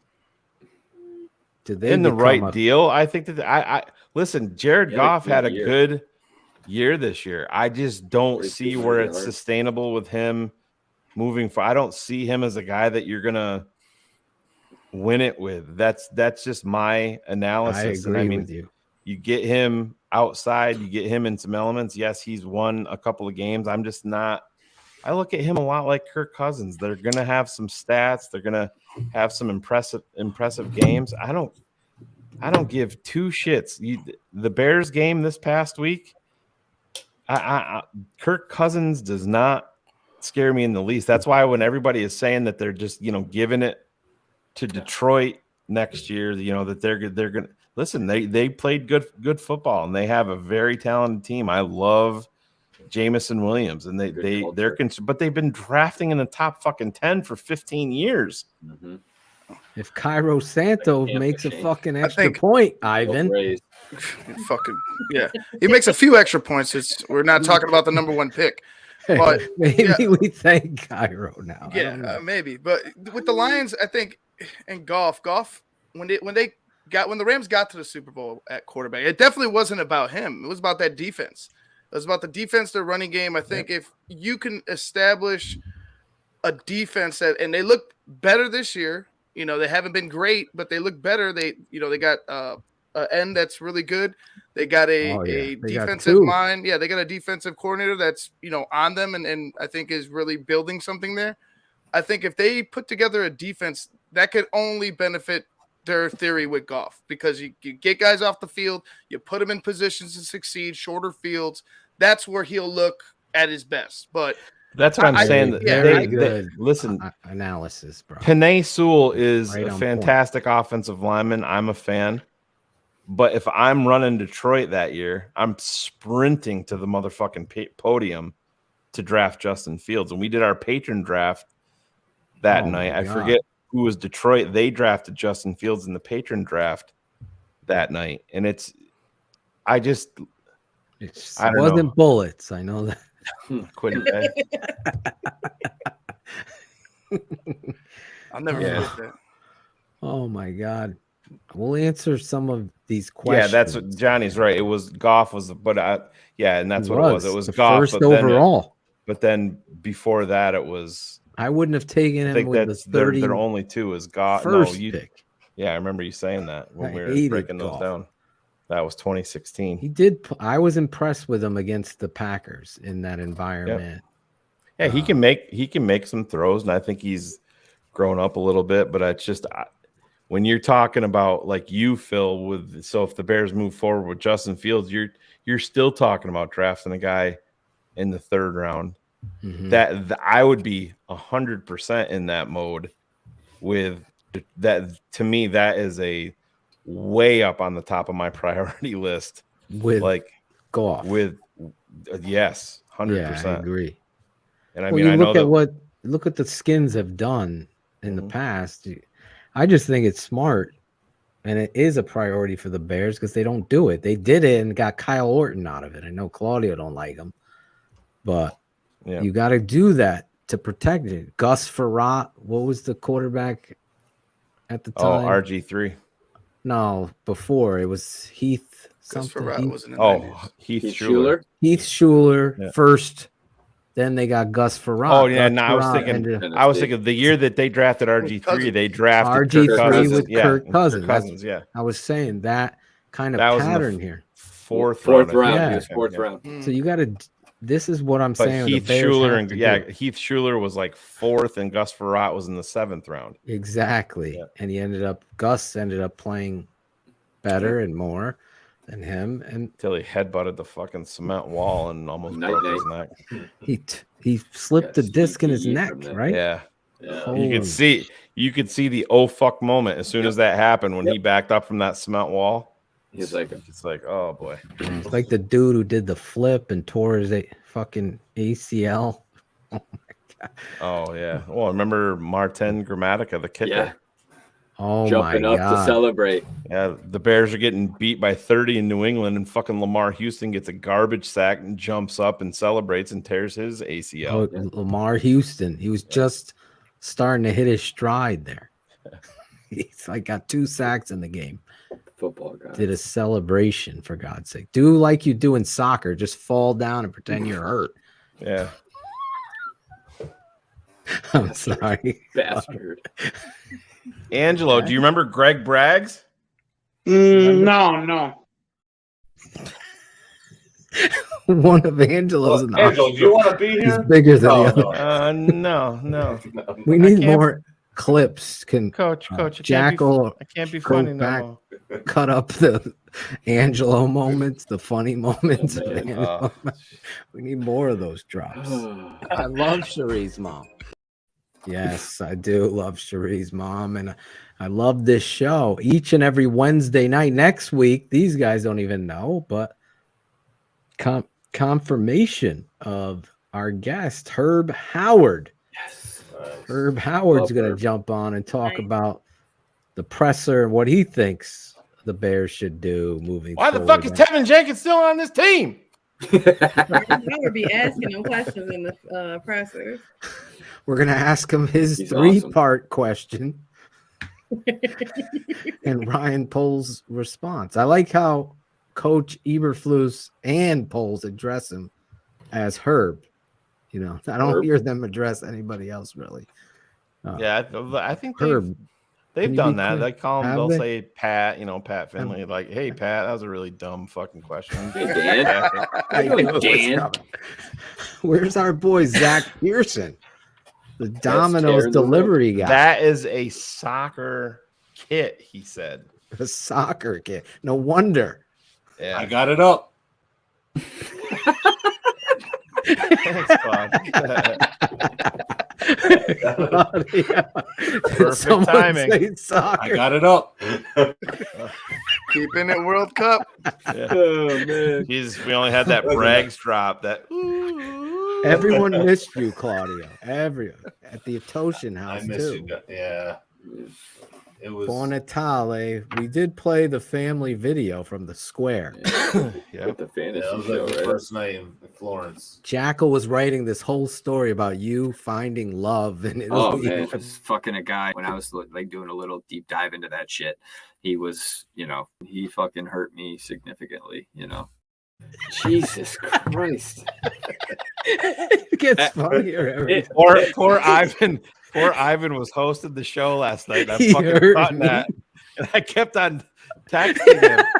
And then I would add another because I'm like, this fucking Jackal just giving me gold. So then I'd add another clip to it. Question. Finalize it, and then I'd text it to Ivan. Then he's like, "Oh, he really hurt me," and I'm like, "Motherfucker, I gotta add that now." So When you wrote "I'm here for the audio clips only" in the chat, how much of that had already been completed? Because None. He had just came He in. had forewarned you. and you still Jeepers, Like- creepers. I put that in the comments, Jackal, and within 35 seconds, you did the first part there, and I'm like, this fucking dude, because you read the comment, you're like, oh, hello, Shane, and I'm like, I was already at work at that point. Oh my god! Well done. This network. Well I was texting everybody. I texted Cherie that. I put it in the fucking production TM. No, I saw. I sent it to Ivan like three separate. I was parts of it. asleep. You closed the and Shane show with sending me text in the middle of did the he? night. I was like, "What is?" Woke up to this. This is what I woke up to. So I get up. It was cold here in Connecticut this morning. So I'm warming up the car, and you know how it takes a little bit for your Bluetooth to connect. So I open up Shane's. He's like, "You got to check this clip out." I'm trying to open it up. It connects with the Bluetooth, and this is what I was fucking a guy when I was like doing a little deep dive into that shit. He was, he fucking hurt me significantly, He hurt me significantly. It's a quality clip. significantly. Totally. The best part to me is I that almost he drove hurt me. off the road. He hurt me significantly. It's the best. Yeah. The other part would be all that energy in the voice there too. Yeah. Just he hurt coming through. I was diving into that shit, and he hurt me significantly. I was diving into that. Coming on the plane after. We need a Jeepers Creepers t-shirt. Jeepers Creepers, it's TTNL. That needs to be a graphic. I gave it to Acevedo. He hasn't come through yet. There's gonna be a lot of balls, Sheree. There's gonna be a Bear Down Nerd Up shirt for Cars Keys. Nice. I need a Sheree shirt. Says I love balls, but it's a football. It's a football. Yeah. TTNL. I love balls. I love balls. I need that t-shirt, Alex. Nerd up. What was it? I was Bear down nerd up. Say it again. Bear down nerd up. Oh, bear down nerd up. There you go. I like it. Hey, there you go. Yep, I like it. Nerds at Notre Dame, Zor, to tell you that. No. Zor just taking notes. Oh, God. Listen, he's a very nice dick that any woman would love. Get in somebody's ass today. Oh, Jackal. Show it down the road. Sorry, guys. Went down a deep dive there. Can't be a show without this, Jackal, before we go to shout-outs. Oh, that's the juice, baby. Yo, I feel the juice in my mouth. Yo, the juice in your ass like Florida orange, baby. Yo, pulp free. Hell no, I need the pulp. Need a whole bunch of pulp in that goddamn ass. Yo, get on top of me. I see you, you're on top of me. I can't even see the rest of your body. Your ass is fat. Then you're sitting down, baby, on my face. I'm sucking your pussy and your ass in the same place. You gotta work that ass for daddy. Oh, work that ass. Gotta work that ass for daddy. Your ass is mine, bitch. Your ass is mine. Gonna suck on it. Work that ass. There it is.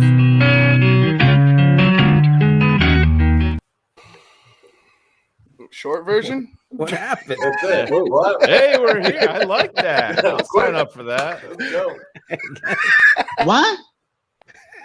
I have no idea. I didn't Take touch care, everybody. Okay. We could just do the shout outs if it's that short. Sheree's favorite song got skipped tonight. Sorry, Sheree. Sheree. Love that Sheree you're got here. skipped just like the Wolverines did in the national title game. Oh, God damn. Michigan. Alabama was right there with the Wolves. Hey, you want to add up titles there, lady? Leave it alone. Oh, it's Twitter.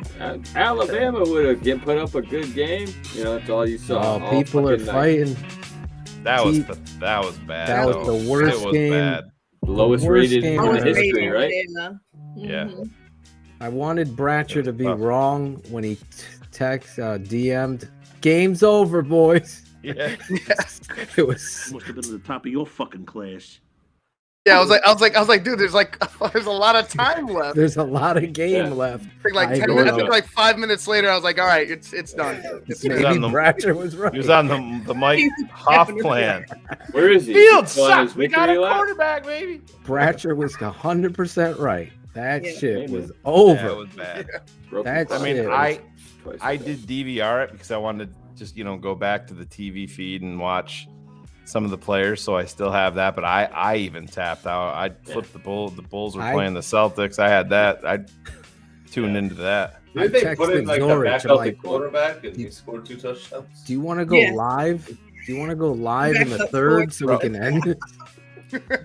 Chris Claudio, is like, they're "No, up let's play it 59 to out." fucking 7, and Kirby's fucking blitzing every motherfucking down, folding these motherfuckers in half. I'm like, Do God. we have Kirby's speech? That Did was you hear awesome. Kirby's speech? Oh, Yeah. I was like, that's a Philatosian speech before Did they you see the Zorich coach's goes, "This is final you." ranking? Saban put Alabama at number 2. No. Yeah, Did he? Kirby put Alabama at number 6. I love it. So that was just some gamesmanship. Did you see Andrew Pollock saying that shit in front of Saban? Like, I didn't see that part. David No, Pollock? what did he say? So David Pollock Pollock. is David talking. Pollock. David Pollock. Sorry. Oh. David Yeah, he's a Pollock Georgia sitting there on guy. the show, and he's going, right here. Georgia has taken over college football as the most right in front of Nick Saban, and Saban's looking at him like, am I gonna say something or not? He didn't say Yeah. anything. Not the guy I'd want to piss off. He's got a few pelts on the wall. But yeah, I think Nick Saban. And don't forget where It's a Kirby pretty came. good- Don't forget where Kirby came from. Kirby's Mr. Pollock. speech, though, you gotta Oh hear. yeah. It. I don't know. I would be pissed that one of my. Is that it? No, sorry. That's Oh. my apologies here. Holy Shanola. I would be pissed that one of the players recorded that audio and put it out there. Yeah. This coach Kirby was like fired the fuck up about let's go on. Anyway, go try to find that. I got it on Twitter. You have it? Just have to bring it up. Yeah, I posted it. While he's doing that, Cherie. I got it up. Now, if anyone- Wrong up, Claude. Put that thing away. He's talking about a clip.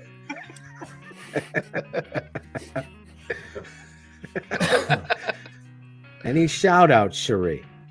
Oh, shoot, my little cousin's birthday was yesterday. Yeah, I shout him out. Happy birthday, Nigel. Hope you had lots of good drinks. Love you. God, why y'all put me on this screen? Cherie wanted none of that screen. No, I don't like being by I myself. think the person that goes over here, if you go like this, yeah, you get the big screen. I don't No, like it either way. I don't like that my face one, that much in this one, 355 days. All right. he's got But it. no, shout out to you guys. So love you all. What is that? That's a new one.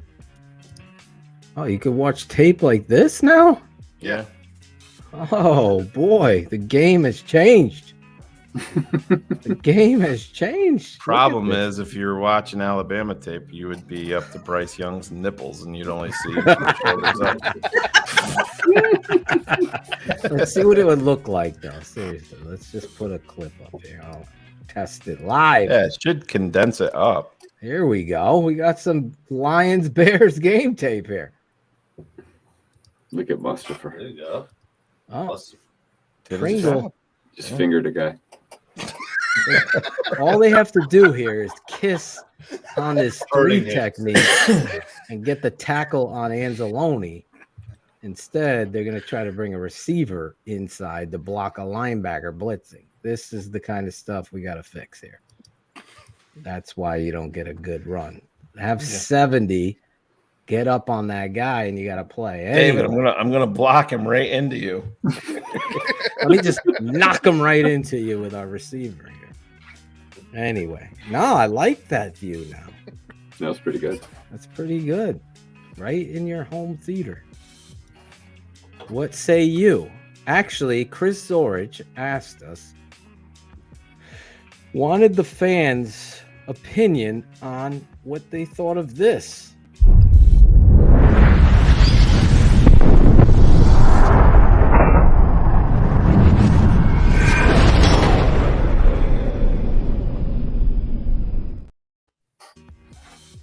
Leave a comment in the chat what you think.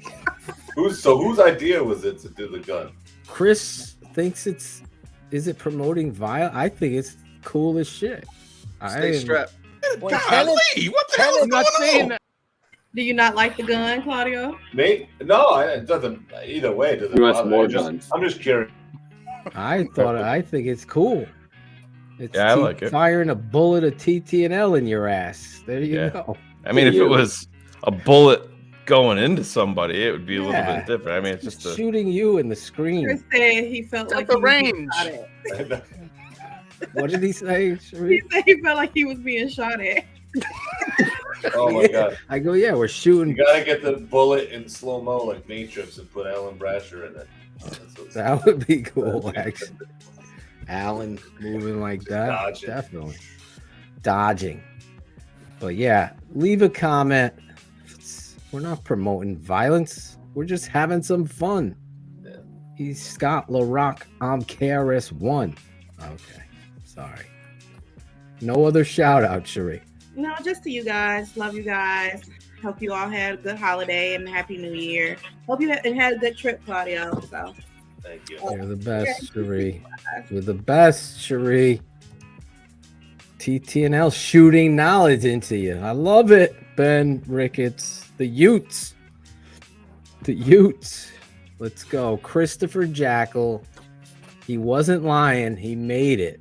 And he's actually thrown 3 books on the shelf behind him. If you could pick out which one of those books are real, you'll win a prize. you'll win a TTNL hoodie, right? There it is. There you go. I can't tell either, so. No. Hey, did you want Chris? to hear that Kirby Smart? Real Sure. quick? If Go it ahead, plays. play it. Trust your preparation.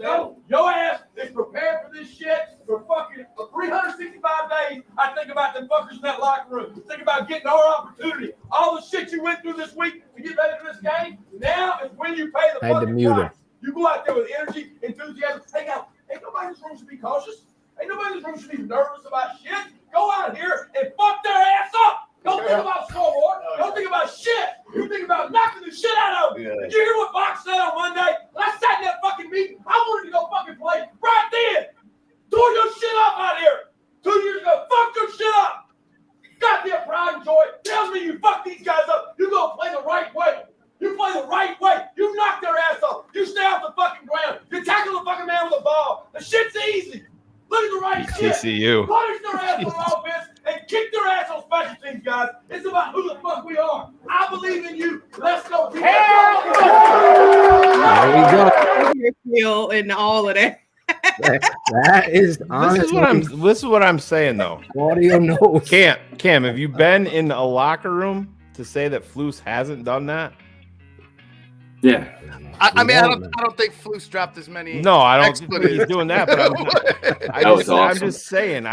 Cam is bordering on reality there. I don't think Flus is that kind of fire. I think that's jumping to conclusions that you have no idea on. I mean, Adam Rank spelled that out for you tonight. Yeah. Lights came on, and might be. He was a. I hope. What did they say about Lovey?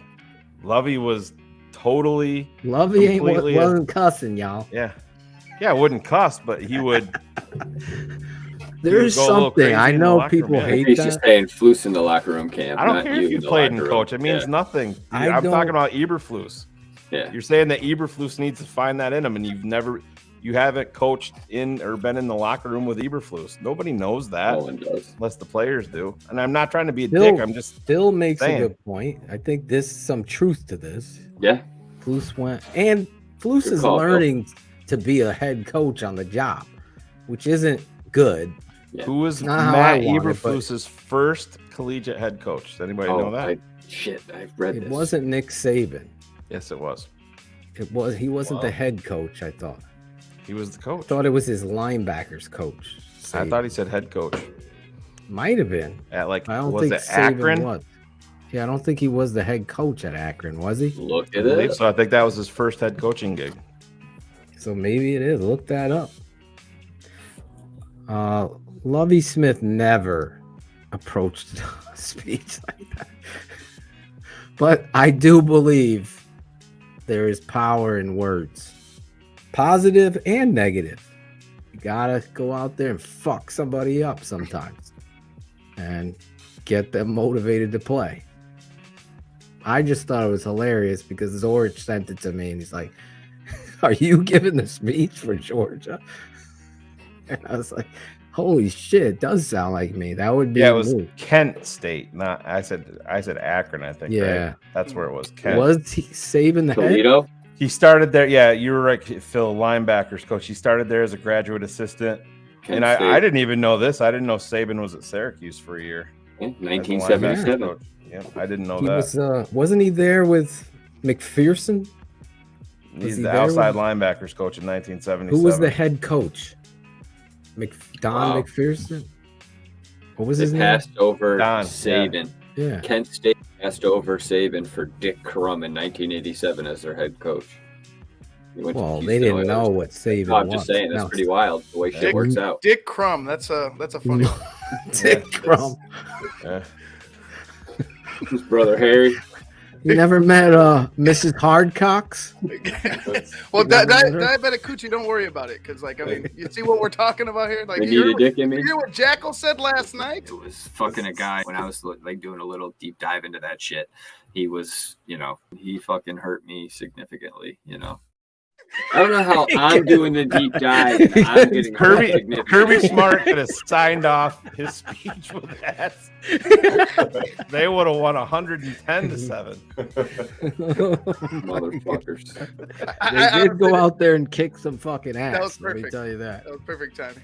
Yes, it was. Perfect Well timing. done, sir. Any shout outs, Chris? That was on- Did you already do I it? shout out, hey, shouting out everybody here. You guys, season's over, but you guys put in a lot of hard work. And the fruit is in the labor, right? The fruit, it's great to see. That extra TTNL. game fucked us up, right? It seemed like it went What? a little bit. What? Went a little bit. Everything felt like a month longer to me. I guess it was just because of the difficult season and 3 wins, but Oh my God. that extra game. Losing makes things long, bro. But then now they're going to end up pushing it to 18, so we're not going to be done yet. No. But no, Is that man, you what they're guys, doing? congratulations on a great That's where year. they want to go. Yeah. Oh, And 2023 is going to be a beautiful thing, hopefully for everybody. 2022 sucked for pretty much, I think, the 6 of us on the panel and anyone else that was involved.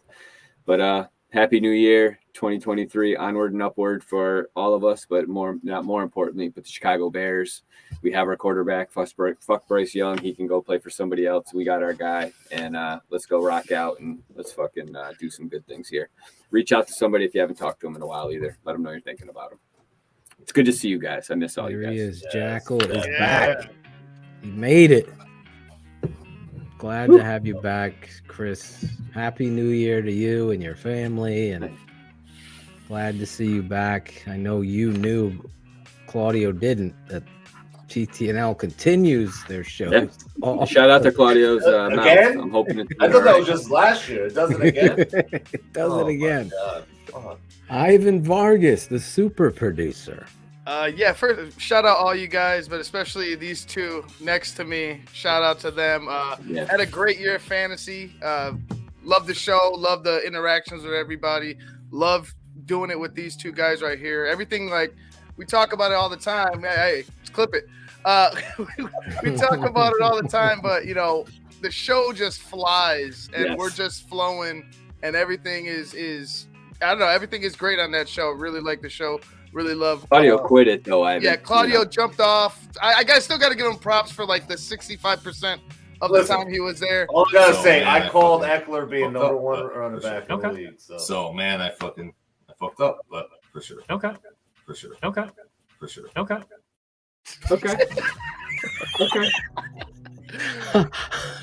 Claudio's the only one that can talk over drops.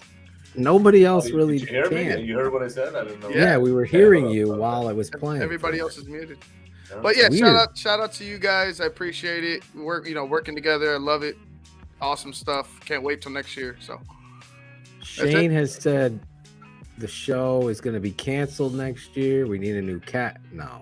Yeah. And congratulations, Kevin Winston, on winning. Okay, the congrats, championship. Kevin. Congrats, Kevin. Kevin Winston wearing the belt. He's going to get a trophy, right? Yes, With sir. his name Yes, sir. engraved on it. The whole nine. Next year, it's going to be a paid league. I'll tell you that. Yep. Jackal ain't coming out of his pocket anymore. I'll tell you that. Oh my On god! top of being the T-ball commissioner and the soccer Exactly. commissioner, Oh my goodness. he was our He's our commissioner fantasy too. commissioner He was our as well. commissioner too.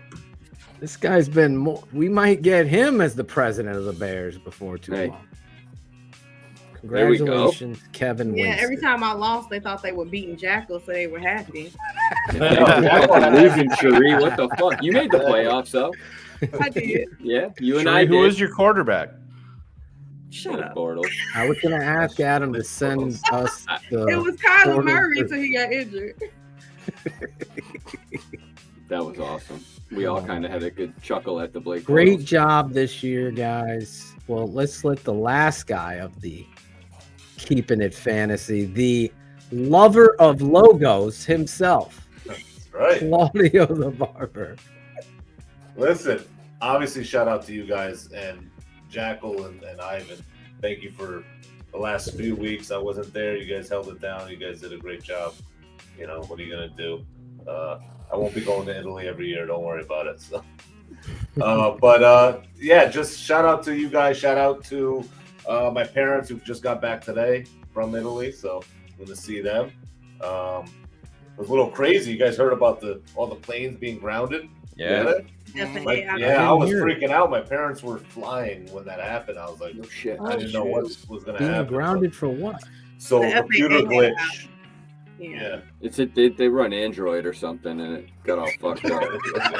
But for real, no, for like Planes 3 hours, glitched 4 out? hours, every plane in America FFA. was grounded. So- FAA. Shut the fuck up. For Yeah. real? Yeah. For 2 hours, yeah. So not to step on your shout outs, Claude, but here's a little bit of an update for the Shrine Bowl. The NFL is trying to put all of their focus and their money into the Shrine Bowl, but to date, Albert Breer is reporting the NFL is trying to build up the Shrine Bowl. They pulled NFL staffs from the Senior Bowl and have moved them over to the Shrine Bowl. The issues are that all of the best players are still going to Mobile.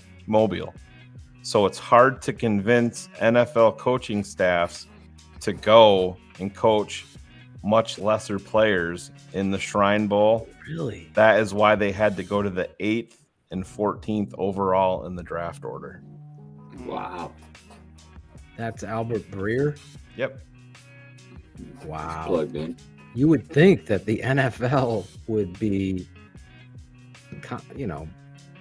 letting this be known to everybody back in August. Yeah, and this is the first. Well, like I said, this is their first year, and it'll be interesting to see if it's the same way next year. But hey, Jim Nagy's been doing a good job. He took over for what was his name? Phil Savage did it for years.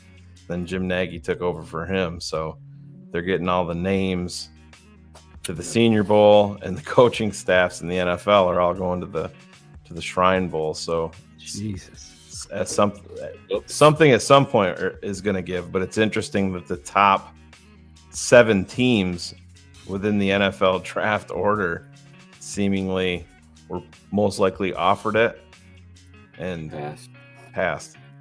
That's wow. And there's So some sort of a message there being sent to the NFL. I would assume. Yeah. Well, traditionally the Senior Bowl. Yep. So for the NFL to pull and try to, this is definitely what you're talking about. Yep.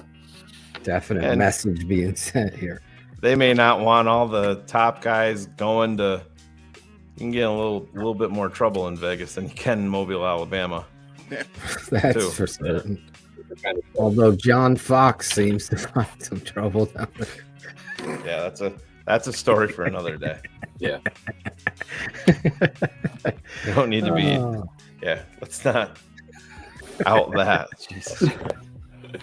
Matt Waldman will be coming on the show in a couple weeks as well. Spoke to him today. He actually was going to come on tonight. It was my fault because I miscommunicated with him. I thought he was saying he wants to come on and break down film with me. And Coming on the plane after. and he was like, "Oh, yeah, I see where." Because he was like, "Wednesday show." I go, "No." Anyway, but we're setting him up to come on both Keeping It 100 and then doing some patron film work on some of the receivers and running backs in this class. So we'll get that on Patreon. Shane, you got any shout outs? No, just shout out you guys. Like I said, it was a long season. We didn't get obviously the record that we wanted, but along with that, the silver lining is the way that it ended up for us. And you get a nice, shiny little present at the end in terms of the number one pick. It's something that in our lifetimes we've never experienced. So it's always a fun off season in the NFL. I always look forward to it, but this one's different for me because you guys know the way that I tend to look at things, and if the Bears, they've never built it. They've never started out the right way. They've always tried to nickel and dime their way with things, and then they would try to patch holes by throwing big contracts. This time they've stripped it down to the studs, and it seems like they're building it up the right way. And what better way to start it out than with the number one pick in the draft and give yourself a bunch of options. And it reinvigorates me going into the off season, knowing that in a few weeks, Chicago could make a franchise-altering deal for their future and seemingly set themselves up for this draft and next draft. And how nice is it to not look at the draft board and see that, oh, we don't have a second, we don't have a first, but we have, a second and 2/3 or 2 seconds, and then we don't draft until the 5th. I think those days are over. And we're going to be the team. And you're like, oh man, that's pretty sweet. You got a couple of 1s and a couple of 2s, and maybe a couple of 3s and future assets along the way. And I feel like we have our quarterback in place. So times are changing in Chicago. Yes, I feel like. I totally agree with you. Did you have any shout outs in there? Nope. Just the network. No, the network moving forward. Okay. Yeah. Onward and upward. With that, yeah. For the off season, that's my shout out. Jackal deserved at least one shout out. Ivan David. I was fucking a guy when I was like doing a little deep dive into that shit. He was, he fucking hurt me significantly, Nobody can hear me during that. Like when that's playing, nobody can hear me. All right, that's great. Just Claudio. Claudio. How the hell? He was too busy laughing. You can hear Claudio laughing the whole thing. I'm talking. I'm trying to say shit. No. Anyway, I want to shout out you fans. You guys have been so supportive tonight. Adam Rank deserves a huge shout out. Oh, every time he comes on, it's must see TV. Great human being. I've waxed poetic about him, but you fans that are always sharing and supporting and smashing the like button. It's always important to me to, I've been overwhelmed at certain points in unbelievable moments of seeing at the tailgate how many people were wearing swag and seeing Ivan and Alan and Cool Kennedy and everybody at training camp and seeing the fans supporting the network. That's a dream come true for me. And I know Shane, to see where this has gone to. I still hear cars his ego. He pretends like he has none, but he does. Trust me. And I know it's like, honestly, that, wow, people actually know and like me. It's surreal. Fuck yourself. Exactly. So to see that and see the hard work that Shane and I have put into this network and believing in just being upfront and honest, but knowing what the fuck you're talking about, and always never being afraid to have your opinion be your opinion. If that makes people uncomfortable, go to another network. I always say that. Go to another show. They'll flip-flop, manipulate it, and you'll hear everything you fucking like. You'd be very comfortable. But in a family, there's fights. There's disagreements. There's fucking arguments. It ain't sunshine and rainbows. It ain't we've given up 2 wins. We're losing those 2 games to the Pack. That'll never be here. That'll never be here. Not while I'm here. So I shout out you fans like Ben Ricketts, Edwin Lopez, HL Priest. You guys every week there. Bullets, all of you guys. So many to name that are just regulars there each and every week. I didn't know what a P1er was till Greg Braggs told me what that was. I love all. What the fuck is a P1? I don't know if you guys know, but now it's program 1. When you hold the button on a radio, that's what it was. I was like, oh, well, TTNL, we just have a whole family. So if you come here Wednesday nights or BHL post games for Bears therapy and fun and laughs and emotion, then you've come to the right place. We're not here to raise your kids, as Shane said. They'll just make one of the moms. Yeah. And your mothers just happen to be cunts. There you go. Hey, Happy New Year. Hi. We are here to keep it 100.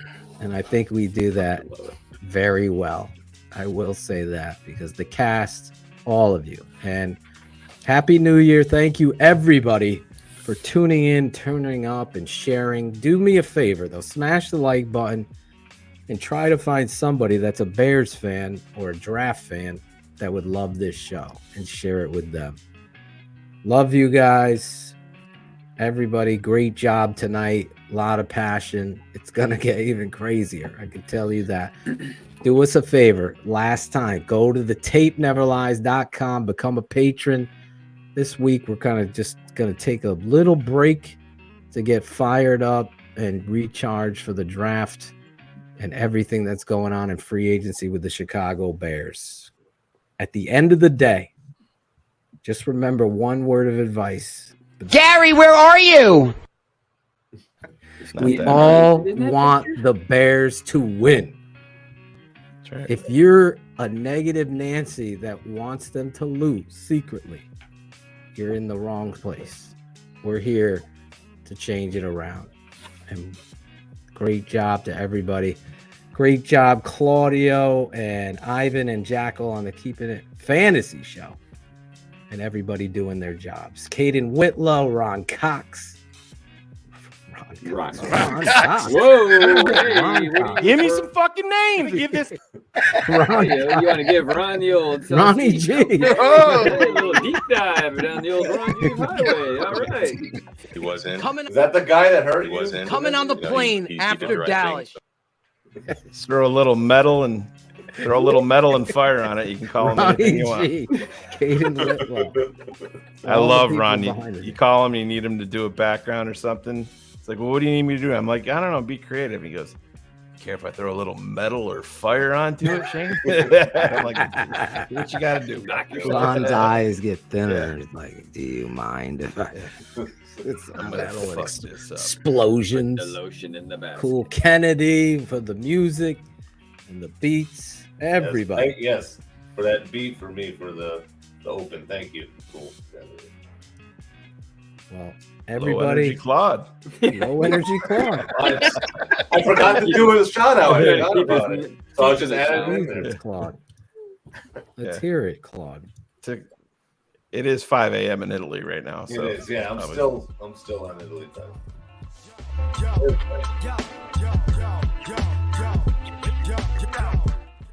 Musical There it genius. is. Yo. Gangsters, what's up, guys?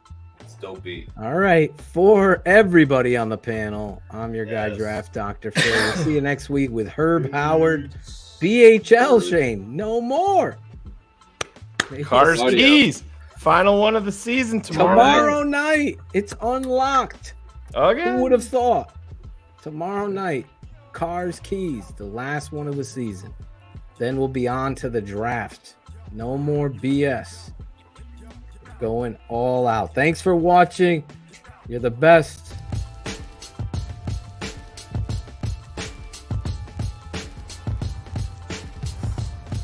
The tape never lies. Hey, fuckers. This is Brian Erlacher, and I'm keeping it 100 on the Tape Never Lies Network. The tape never lies. TTNL, the tape never lies. Tape never lies. Are you friends with Adam Rank? I am. Come on. Bill. Could you hear me? You guys know the tape never lies. Give me some name. Come on, Shane. Tape Never Lies Network, baby. Tape Never Lies Network. Maybe tune in. I'm a born American boy. Born in this land. I tell you what, man. Tristan Ebner, I tell you what, man. You'd be better in the open field. That's all I said. Brenton Gill's the fucking new punt god. I fucking love it. I love it. I grew a goatee because the only way people knew that I had actually gone through puberty is his hair either had to be here or here, and that was it. These guys will tell you the best abilities is availability. Best ability isn't availability. It's accountability. You fucking nerd fucks. There you go. Yep, I'm liking it. Fuck yourself. Blame it on the bubble wrap. I love all. Jim Larison is faster coming out of the end zone than I see Ebner. It's pretty true. I mean, that's true. The tape never lies. Yeah, exactly. Who's gonna rise up? Jeepers creepers. I'm good. I'm feeling good about this week, man. I'm excited. Yeah! And when we go, I love all. That's gonna get old. Good, man. That's good. More podcasts we listen to during the season and during the off-season. Network, baby. Have you watched The Matrix yet, dude? The tape never lies. So, man, I fucking fucked up. But Tackle did the grave digger on my ass. I was like, Oh, man. Claudio hired him to draw logos because he's unemployed. Ours was also supposed to be named after Dionne Warwick. That's so strange. Give me some fucking names. You know how cold it is here, guys? I'm doing this for you. I'm doing this for you, you know. I got it up.